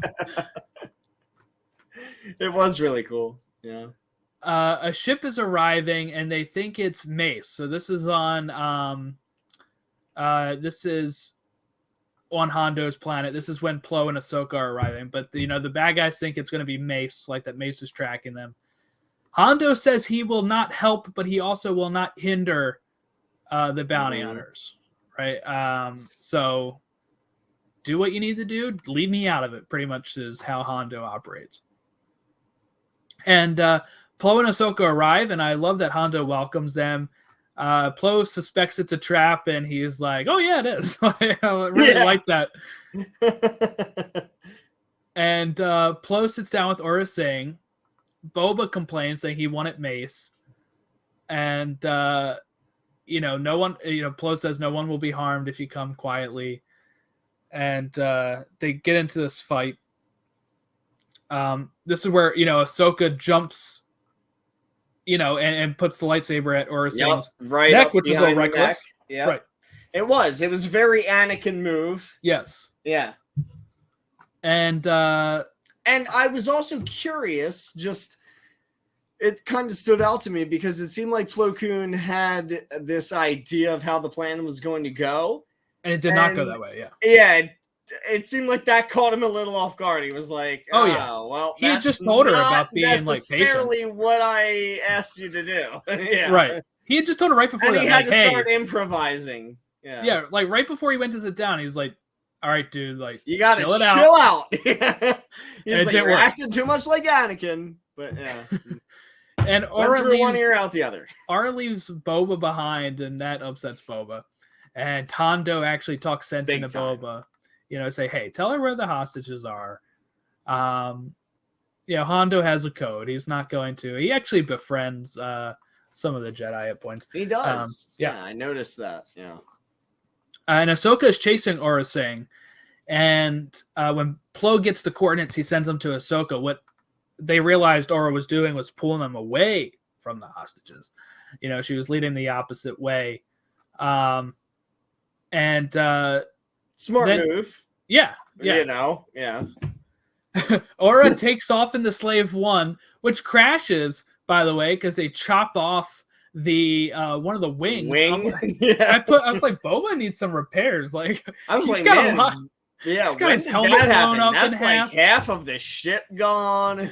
Yeah. Yeah. The helmet's blown, ship is blown in half. Like, man, Boba needs some cash. Start playing Pazak, we got it. Plo and Ahsoka come back to Coruscant. They have Boba in chains. I love what he says here. He says he knows he's done terrible things, but that Mace started it. Yeah, that was very interesting. He's not willing to let this go yet. He's also not willing to admit that his dad started it potentially. Right. Mace. He won't admit that his dad potentially could have been in the wrong whatsoever. Exactly. Yeah. Definitely an interesting note there. Yeah. And then we get that's the end of that episode. And that's the only full arc we get. And then we have like 2 episodes that we just kind of see Boba in between, and which I love those episodes. So yeah, I'm excited. So we had season 4, episode 15, Deception, and I love when they do these new newsreel. We get. Do you like that? Is that? I'm assuming you're thinking what I'm thinking. The intro beginnings is the recap essentially. Yeah, voiced by Tom Kane. Yeah. Yeah. Honestly, Jordan, I don't like them that much. Really? Yeah. So I'm curious what you have to say about it. So I won't touch on it a bunch. But I'm pretty sure my personal taste. The reason that they do them is it's a recap. I get it. It's a recap, but also sometimes it is a crawl without having to put a crawl up. Yep. Which the kids can't read anyway. Yeah. Anytime I go with like my nephews or whatever, when we went to see Star Wars, or I would have it's a waste of time. You'll have watching to them at home, have to read it to them, all that kind of stuff. So what I like about this, even if they could, they wouldn't understand what half the words say. Probably. Right. Yeah. So what I like about this is it sets it up. It also sounds very newscasting, radio-esque, especially with Tom Kane's voice. Very old school news-esque, like a radio news. You know? Yeah, like a 30s broadcast. With exactly. His has that almost Atlantic accent. You know what I'm talking about? Where I do. The transatlantic accent or whatever, where it sounds very like, hey, see? Listen, see? Hey, last time on Star Wars Awakens. Exactly. That voice. Like that same voice. type of stuff. Yeah. And I think it fits with Star Wars to do a quick crawl this way. I say the Podawakens, but Star thing. Wars Awakens. I try. Star Wars Awakens. But I think it fits this, and I think what I like about it too is, like I said, so you don't have to read it to your kid. The voice sounds very old school, but with how George originally did Star Wars with the opening crawl was based off of the Flash Gordon stuff from like the 30s and 40s, so it feels to me like it's very in that mold. Homage almost. Yeah. And Tom Kane, I like his voice, but unfortunately, he just had a stroke and actually he can't talk anymore. Wow, just really? This last year, Yeah, I didn't know that. He voices some characters in Knights of the Old Republic as well, and I'm not sure if he'll be in the remake unless they use his old clips. What characters, if you don't mind me asking? I know it's off topic, there was one while I was playing my playthrough. Take one guess, it would be TM whatever it is, 84. The robot that hates humans. HK-47. HK-47. That's it. Or so is that it? 47? Maybe. Yeah, because he's also in my he's in my Star Wars Galaxy game that I'm trying to get all the heroes for. Okay, so I feel like it would be that character. I know he voiced somebody that as I was walking by him on Terrace, I was like, you distinctly noticed it was I was him? like, this is Tom Kane. It's gotta be Tom Kane. So he voices Vandar Tok'er, the Yoda species guy. Okay. I remember who Vandar is. It's the Jedi Master on Dantooine. Yep. Yeah. Yep. He voiced Uthar Wynn, who is the Sith Master and the headmaster of the Sith Academy on Korriban. Okay. I genuinely that's what I meant to say. Generally remember what you mean by that. He voices a few other people that... Okay. Niklos. This is the guy I think I heard. Is he a bounty hunter? Or, he is in the Upper City Cantina on Terrace. Mm-hmm. The unofficial champion of the Pazak circuit. Yes, I remember this. You have to do the battle thing against that character.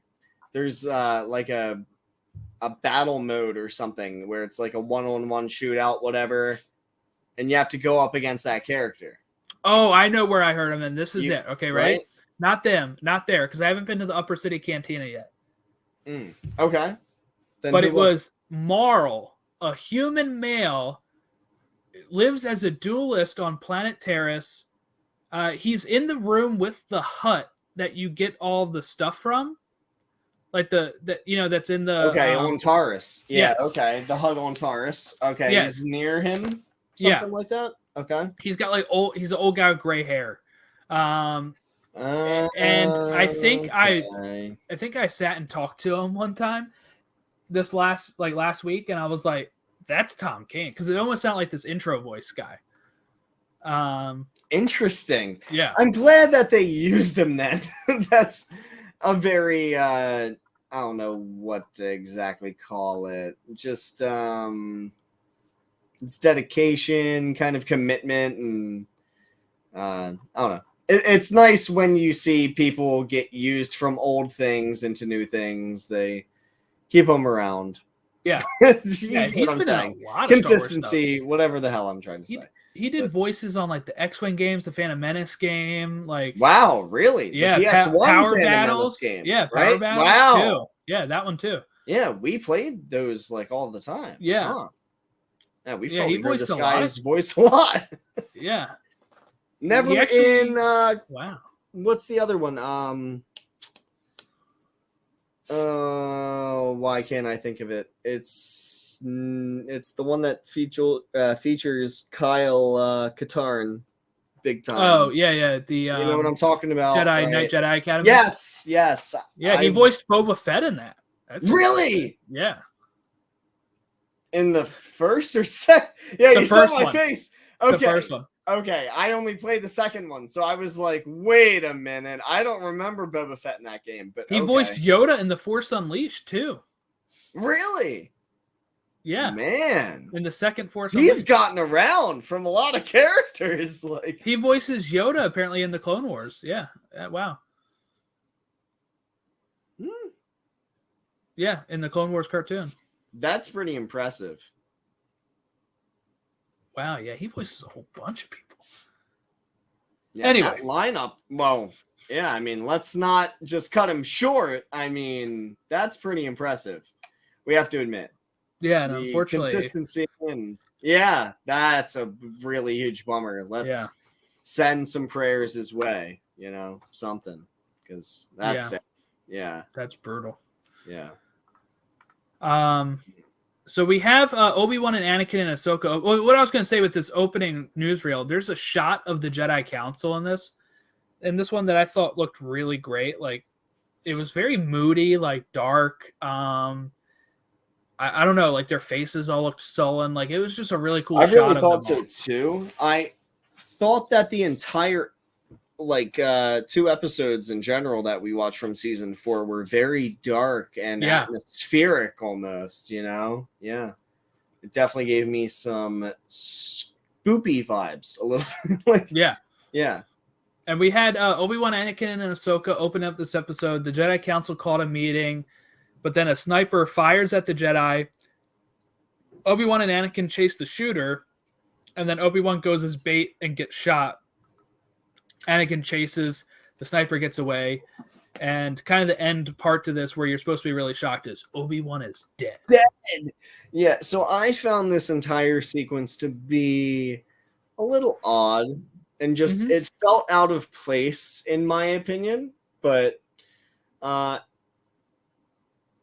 like the fact that they spin it on your head and it's kind of like, oh yeah, you think he's dead or yeah. Right. You expect one thing, something else happens, and it's even cooler than it was originally kind of conceived, where he ends up switching bodies and voices and all, and going undercover. I thought that was really cool. But I do think it was odd how we had to go and get him shot and have everyone kind of believe he was dead to pull this off. It seemed like a little too contrived. Yeah. For something that could be so simple, or, you know, like all he has to really do is go undercover as the other guy.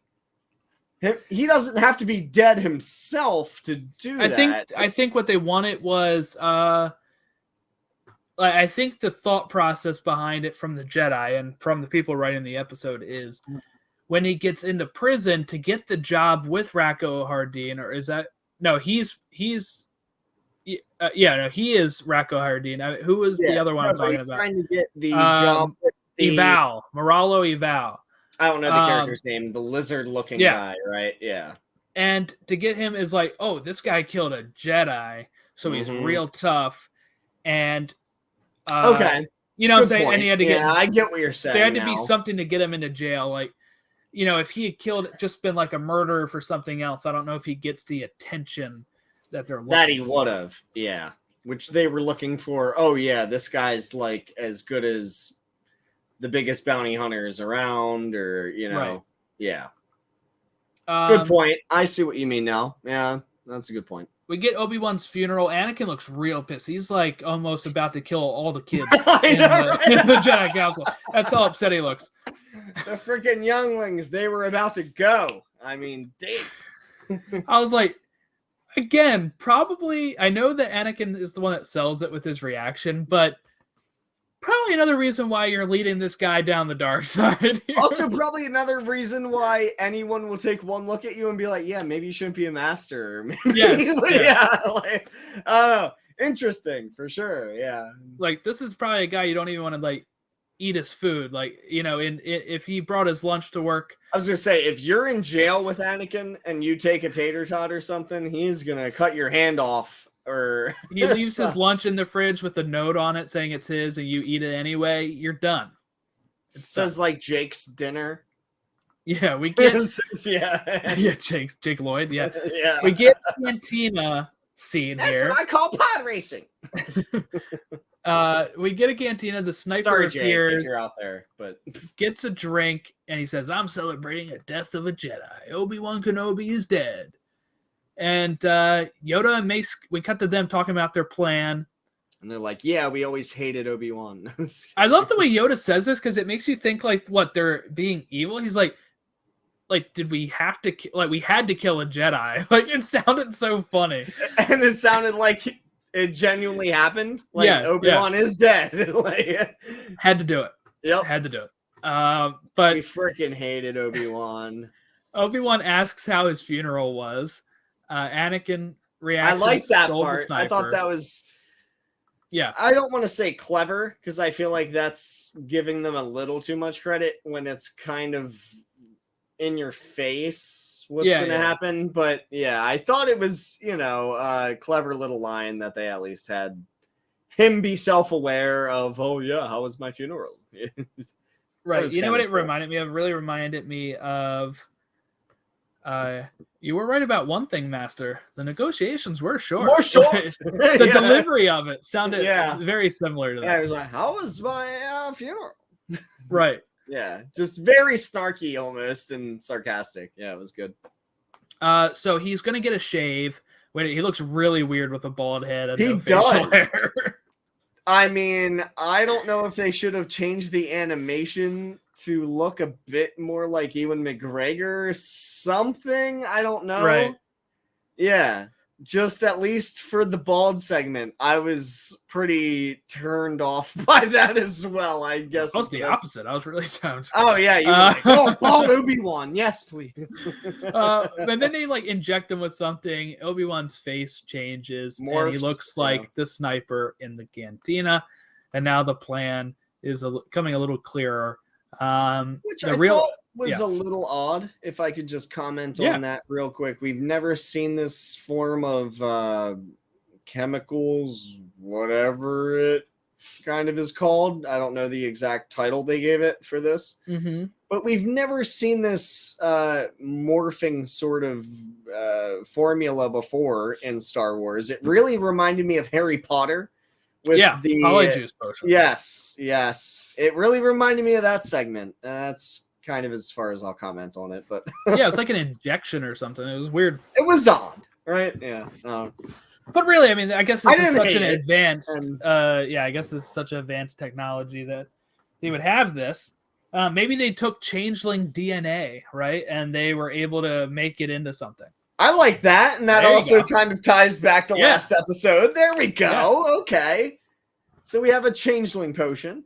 And then you get this weird voice emulator he has to swallow, a robotic spider. I thought was very odd. And what it did remind me of, which I'm glad we kind of brought it up towards the beginning of the episode, is those spider-like creatures that are crawling on the ships in part 3. Yes. Yeah. The ghost droids. It's very, reminiscent of those. So I don't know, perhaps it started with this sound spider thing and now it turned into buzz droids. I don't know. Just a theory, but we haven't seen them before and we haven't seen them since. So buzz droids, they must have came around somewhere, and only other reminiscent thing I've seen. They beat up. I don't know if beat up. They tie up the real sniper. Obi-Wan's going to pose as him. Mace gets the guy to say some of his stuff in a voice so that way they can put it in the emulator. Yep. We get to see Anakin entering the cantina. Again, pissed. I said you get to see some of his dark side look here.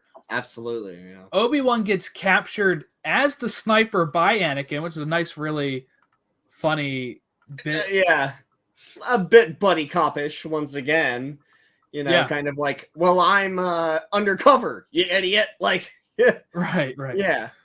And I think he even throws like a jab at him about something. He does. Yeah, he definitely throws something. Yeah. It's subtle, but it was good. Yeah. I can't remember Obi-Wan's specifically, but then in prison. He stabs the shark guy in the hand, and with a fork. With a fork, plastic fork. That's great. I loved it. Yeah, it hurts. And it's Moralo Eval, who is apparently making a plot against the Chancellor. He's buddies with Dooku or something, and that's why they're getting close to this guy. Is off, Jordan. Just so you know. Oh, is it? Yeah. Oh, yeah. Yeah, you have to. Yep, there you go. Cool. There we go. So Obi-Wan is then like going to become the cellmate of this guy, and then also in that cellmate is Cad Bane, one of the legendary Clone Wars characters and bounty hunters. Is Cad Bane. He's reappeared in Bad Batch recently. Was this his first appearance on the show? No. I personally don't know. Okay. They knew who Cad was at this time because I think Obi-Wan even mentions it. Let me see what his first appearance was.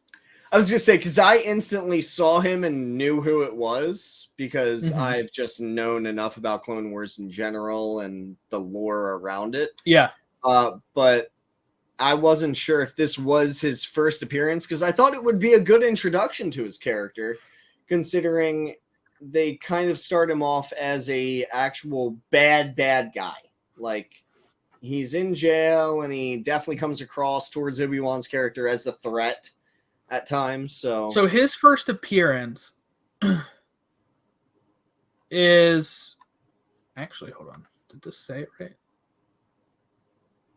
It looks like it's first appearance is Hostage Crisis, which was season 1, episode 22. Okay. So towards probably one of the last episodes of that season. So then he goes from there to season 2, episode 1. Okay. He appears in that one. And actually, I think this one takes place. So one of the things, So one of the confusing things about the way Clone Wars was originally made is that they would just make them in almost like any order for season 1. And then season 2 kind of becomes more serialized, but some of those season 2 episodes take place before season 1. And if you don't have like a chronological guide that you're looking at, you can get real lost. And so season 2, episode 1 takes place before the season 1 finale where he first appears. So this is his first. So essentially, chronologically, that would be his first appearance. Yes, and you know who wrote this episode called Holocron Heist? George Lucas. Paul Dini. Really? Yes. Oh, that's awesome. Oh, I love Paul. And you know what's great is I've seen him doing so much work lately, especially in the animated genres. I'm just so happy that he's getting so much work after Batman the Animated Series and all the work that he's done for Batman. That's awesome. Yeah. Yeah, he's such a great writer. And that doesn't surprise me at all. That he wrote 3 Clone Wars episodes. And he wrote a short story in a Star Wars book called Star Wars from a Certain Point of View, which was released in 2017. I own it. Nice. And he actually used to write some of the Ewoks and Droids episodes, those cartoons. Really? That old? Yes. Yeah, I remember those. Interesting. Yes. Yeah, so he's been around. He's doing work. Yeah, that's awesome. He's done a lot of, that's pretty cool. That's a lot of Star Wars stuff he's done. Yeah. But yeah, Cad Bane. Collide. Cad Bane being a huge figure. There's rumors of him appearing in Book of Boba Fett. I don't know how true they are. And also, I'm not necessarily sure how they do it. Obviously, it would be like practical effects, I would hope. Yeah, they have other Duros masks. Yeah, I've seen them throughout the films. I believe one very notable one is the cantina on Tatooine in Part 4 or New Hope. I believe there's one there. Yeah, it's like in the shadows. He's drinking a drink or something with I don't know what species it is. I think it's the little furry one with the ears. It kind of looks like a big bat. But Yeah. I believe that's the scene. Yeah, he appears in A New Hope. Not Cad, but yes. But the species. Adoros, Yes. So yeah, that'd be great to see if they could. That would be cool. Yeah. But Obi-Wan is now in prison, like we said. He was, the meeting didn't go well between Cad Bane and Obi-Wan, that Marvalo like sends Obi-Wan away. He's like, never mind, get out of here, you're gone. Yeah. Which I thought really was See you later, chump. nowhere. Yeah. I didn't think it went that bad, but apparently so. Well, in prison, I guess you need to get straight to the point. I don't know. Yeah. Obi-Wan transmits to Mason Yoda from, I love that he like goes and like does like fake push-ups and he's like, oh, stretching, here it is. All right. Yeah. Now I'm just going to sit here and talk, and anybody can see what I'm doing right now while I'm sitting here talking for 5 minutes with you. It was interesting, right? All of a sudden, I'll do my whole little training montage, and then nobody will pay attention for the next 10 minutes. Right. So, yeah. Interesting. All right. Boba Fett comes over to Obi-Wan, and he says that he stole a bounty from him. Bosk interferes at a point here, so we get to see more Bosk. And it leads to this convict fight that ends up being a diversion for Cad Bane and Marvalo Eval to escape. And Obi-Wan follows. And the plan is to go through the morgue and the pods that they are going to get sent down for cremation. Which, it works. I mean, until they see vital signs and pop it back open. Well, it's a good point. Especially, could you imagine there's just a button, like they send it off, and then they still have like all of the IVs or whatever on screen, and they're like, wait a minute. Let's just open the pod. Yeah. Let's double check that. And what I thought was funny too here is that, Cad Bane's plan relied on them not changing the lock pretty much. Yep. And Obi-Wan is able to do it by the Force. He's just able to like flip it that way. I thought that was a cool Force power that you don't like. It makes sense that they should be able to do that. Which, like I said, it was interesting to see the different forms of the Force actually used in this. They don't use all of them all the time, and it was cool to see the Force hearing, which was used in a previous episode that we were talking about, and then the Force, I guess, open the door, which we've seen that in a few of the films, but we've seen them open the door, but not like unlock exactly, not where it's a locked door. Most of the time with that situation, we have Qui-Gon kind of opening the door with his lightsaber.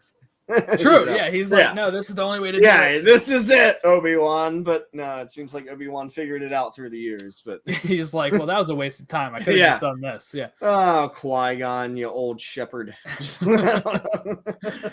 So they run outside. They get into a ship after the cremation part failed. They just had to bolt out a different way, and that was the end of the episode. As Cad punches Obi-Wan in the ship.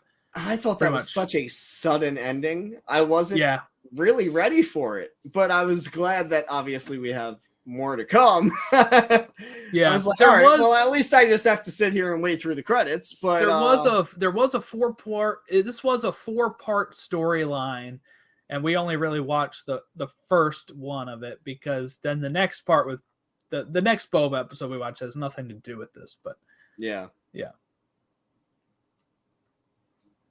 Okay. So then we get this season 4, episode 20, Bounty, which is Asajj Ventress. We pick up after she attempted to kill Dooku, and then we're on Tatooine. She's walking through, and she goes into a cantina, and she ends up killing somebody that's bothering her, and we see Bosk, and he's going to take Asajj to his boss. Which I've said this a few times, but I just always love these cantina scenes in the show. They're always very unique. I feel like it does give you a sense that it's different cantinas and stuff like that. And I love me some Bosk. So what a great this one's Mos Eisley's, though, I think. I'm pretty sure this one. Yeah, it looked very similar to the Tatooine original cantina, which was great. So Yeah, I just Yeah, love how really like the seen it. guy's like hitting on her, and she just turns on the lightsaber Yeah. and kills him. Yep. And obviously nobody bats an eye, really. Yeah, As it typically is in the cantina. They're just like, oh, yep. Well, he was up to no good, I guess, or you know. With how rare like Jedi are and like Sith are, that like a lightsaber doesn't phase these people. They're like, oh, whatever. Yeah. Oh, give me another one. Maybe this is why it doesn't phase them in episode 4, though. It They're doesn't. Like, oh, yeah. this when we, they just we chop just saw off this. the one guy's arm and all, they're like, yeah, jeez, grow up, guys. This is like 20 years ago. So she's drinking. She's like drowning her sorrows. We get Bosk. Yep. Dengar is there as Bosk is taking her to her boss. And she says, "This is your boss?" And we see it's Boba. So now Boba is now the boss of Bosk. Oh, that's tough to say. The boss of Bosk is Boba. The boss of Bosk is Boba. Boba is the boss of Bosk. Boba's the boss of Bosk. There you go. A nice little the BBB. She sells by the seashores. Yeah. Asajj does not want to take orders, especially from a kid. But they go on this mission anyway because she owes them, because the person she killed was one of the crew, and they need 6 people. That's what they kept saying. I'm not sure why 6 really. They could have probably done it with more or less. I don't really get that either. It's not like there's a minimum amount of like rooms or something. Or like the guy with the tram is like, really, we were looking for a crew of 6. I'm sorry, we can't. Yeah, we can't do this. If you could return the ship, please, to us. You need a 6-member team, please. Yeah. So their mission is to protect a tram that's holding special cargo. The guy won't tell him what it is, but it's for his boss. Which that's always a nice MacGuffin. It's like, what is the cargo? What's in the box? You know. Yeah, 7. Very 7-esque there. Yes, right? Yeah. What's in the box? What's in the box? The scene with the tubes I thought was really cool. Like when they're going down these. It tubes, was pretty cool. And I thought it was a cool shot how it kind of like went left to right to like seeing them all step on it and then like boom, like going sliding down. Yeah. It was pretty cool. I'll admit that. They mentioned that a group of marauders are trying to get the cargo, which is why they need these protection 6 people and the bounty hunters. Yeah. So essentially, it is evil versus evil in this scenario. Yeah, it's not like Jedi are trying to come get this. It is potentially as far as they know at this point, it's evil with evil, but we'll learn that that's not really exactly. Case. But yeah, they arrive on the planet's surface. You know, they're told, "Do not even open the box. Do not look inside the box." What a MacGuffin. There's a moment where you get them all on the train, and this was my favorite shot out of the 4 episodes or 5 episodes we watched. How it starts at like the front car and goes through the whole car, and you just see them like doing their thing. Like, it was so cool. It is some awesome animation, isn't it? And they're all just like hanging out, kind of. It's one of the few times you kind of just get to see the characters in their element, you know? Yeah. We get Asajj and Dengar in the back, which is interesting. And Marauders are going to get pretty quickly. They come in with, it looks like, vibro blades. Dengar falls off. And Boba's going to go check on the cargo. This is real quick stuff I'm writing down here, but Bosk gets pushed out at a point here because they start dropping like flies. Yeah.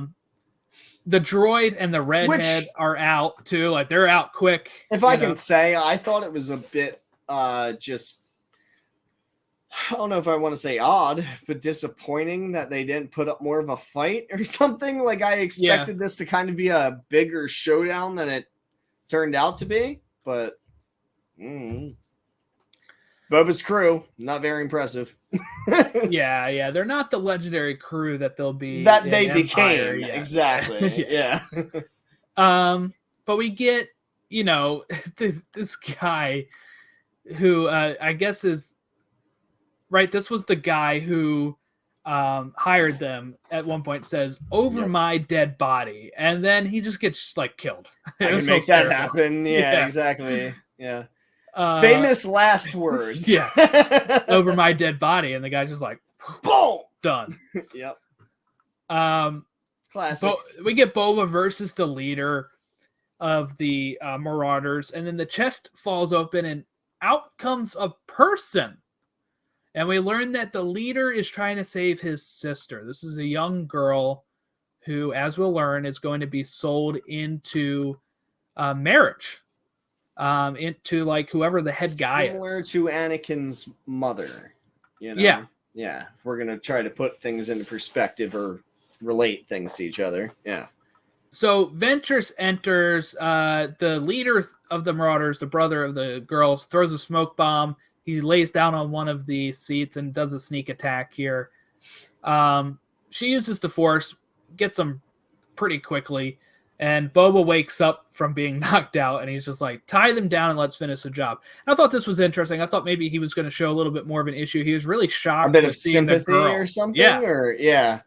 But I think he shook it off. I think he just kind of it seemed like he was just like, well, let's get back to what we were doing. Right. You know? Bosk needs to pay for his yacht. I need to, that type of shit. You know, Bosk is in money trouble. I need to get him his cash. Yep.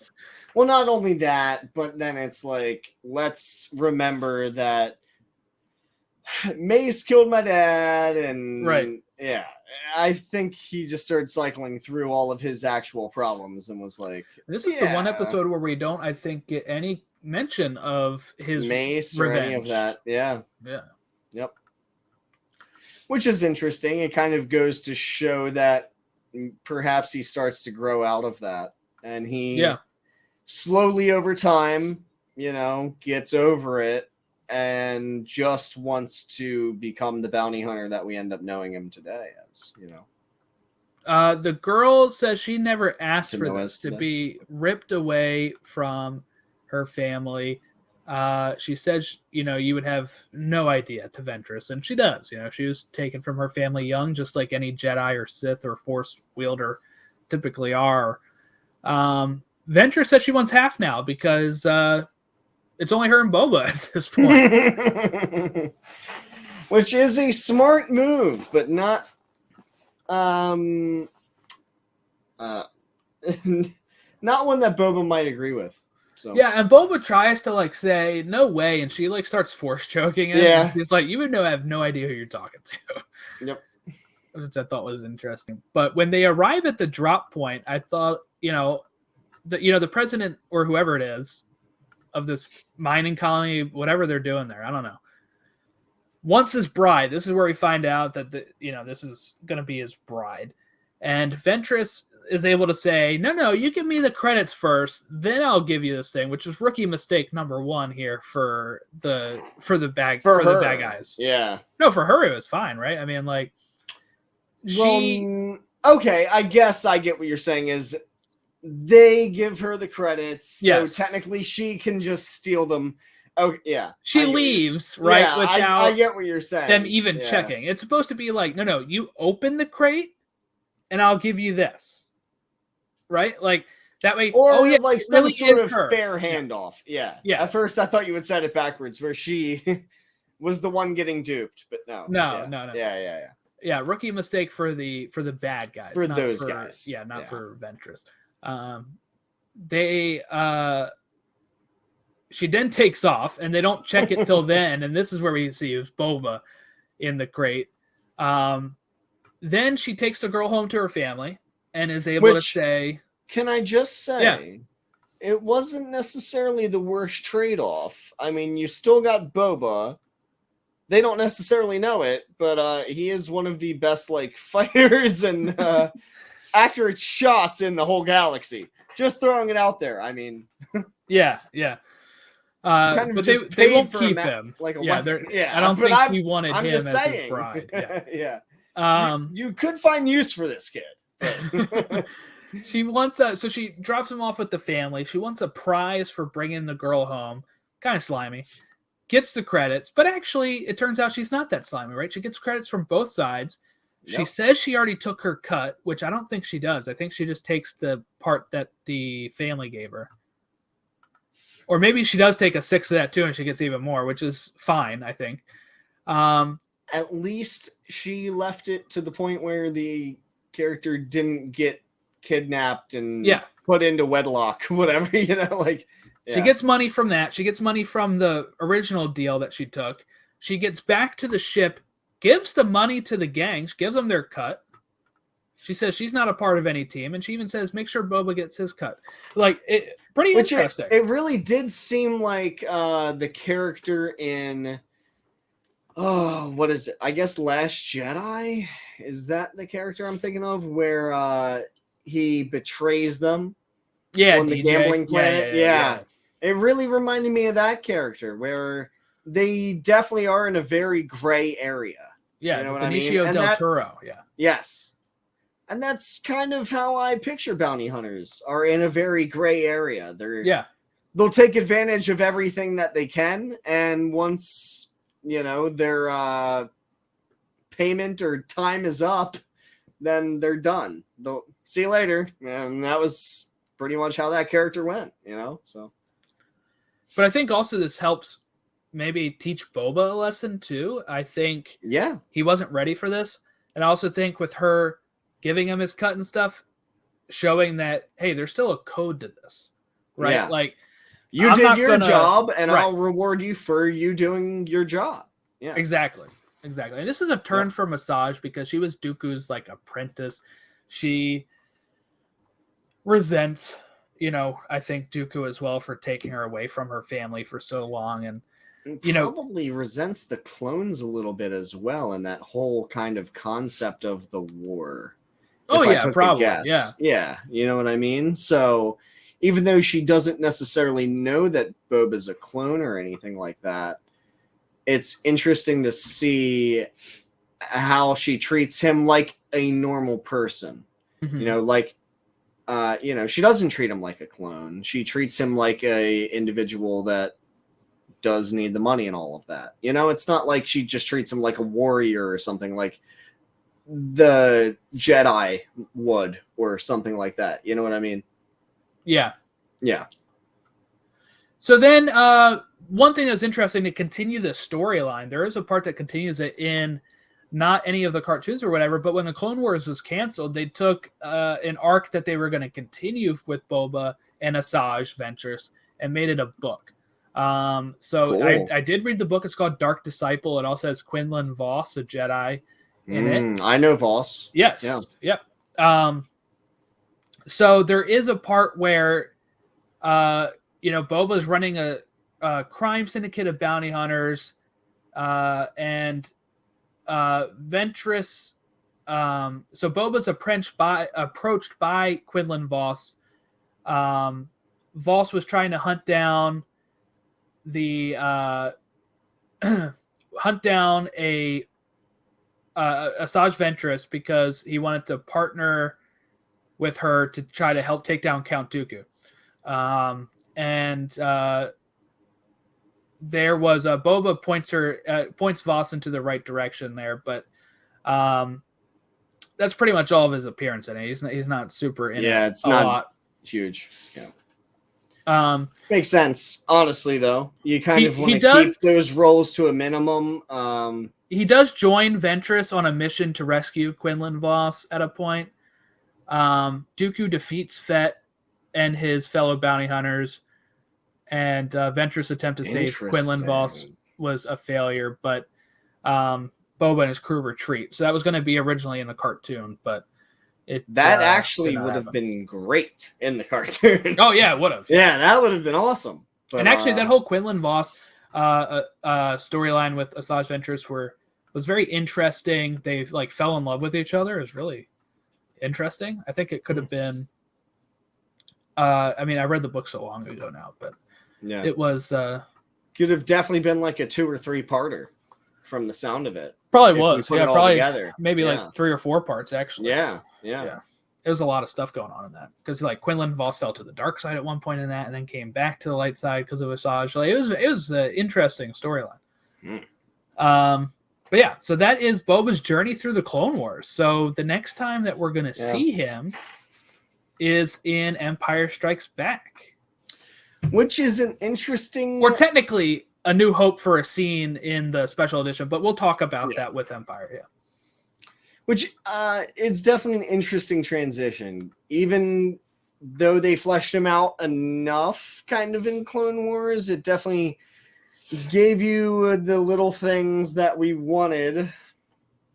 Like, let's see Baby Boba going from, instead of Baby Yoda, good one, Baby Boba going to the Boba Fett that we end up seeing in Empire. I think see there's enough. Yeah, I think there's enough there to support the character arc, but I don't know if it's everything we want, which is why I personally am excited for Book of Boba Fett. Yeah. I think that's a good way of putting it, Yeah, I think the groundwork's there. Like, he is running this, when we last see him in this episode, he's running the crime syndicate on Tatooine, which means he probably is easily picked up by Jabba to say, hey, why don't you work for me? Yep. And then we kind of get into that, where he is in episode by the time 4 we and even 5. get to 5 and 6. Yeah, for sure. Yeah. Stable job. It's like, it's like a stable job for him. Like, okay, I work for Jabba and keep bringing in people that screwed him over, and I keep getting paid. Like, I don't have to keep going to all these other people. And all these other job. systems and stuff like that. Exactly.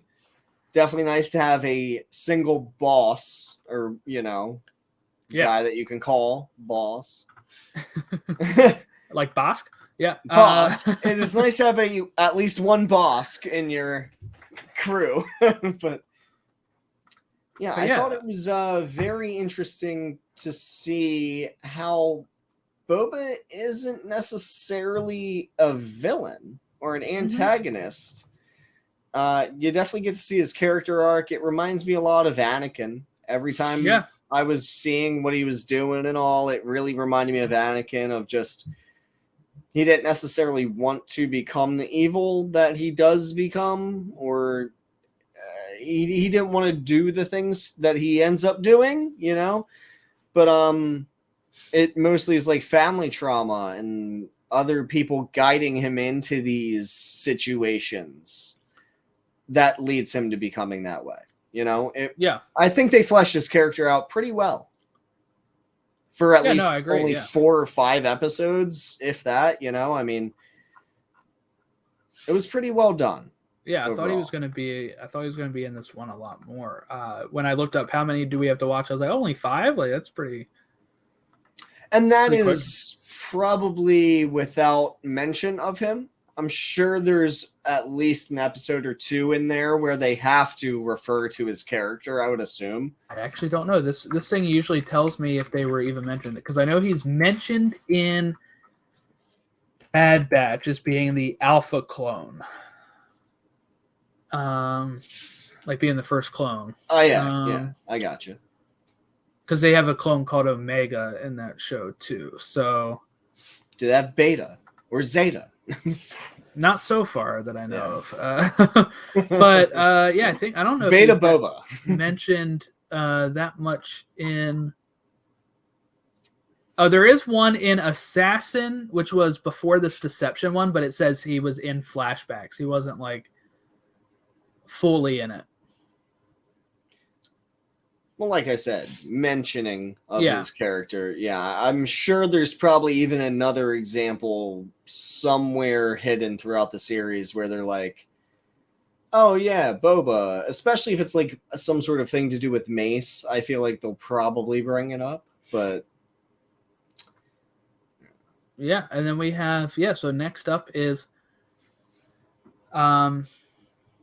Empire Strikes Back. Yeah. And we'll talk about his one scene in the film as well. In New Hope he's got one scene in New Hope, and he's got maybe 3 or 4. I mean, honestly, it is probably an accumulative 5 minutes or something. Yeah, probably not much. So it's about 2 to 3 scenes, and one I think mostly has to do with him just getting on the ship and taking off the slave. Yeah, pushing the slave from Cloud City. Yeah. So but he's in some of that background too with with that's the Cloud true. City stuff. That's true. He is in a few background shots. Like when they're putting him in the carbon, he's there. Yes, he's there. He's there. Yeah. Yeah. Cool. So that's what we'll be talking about next time. So if you wanted to follow along, make sure you watch Empire Strikes Back. for next week. You can follow the podcast here on Twitter at podawakens, facebook.com/podawakens, or Instagram at podawakens, and email us podawakens@gmail.com. And thanks again, Brandon, for coming on to talk about the road to the Book of Boba Fett. Oh, yeah. Thank you so much, Jordan, for having me. It was a blast. A light speed blast, you know what I mean? A seismic charge. Yeah. Yeah, there you go. I like it. Yeah. Well, that wraps us up. Thanks for listening. Catch us next week for Empire Strikes Back, and we'll see you then. I have spoken.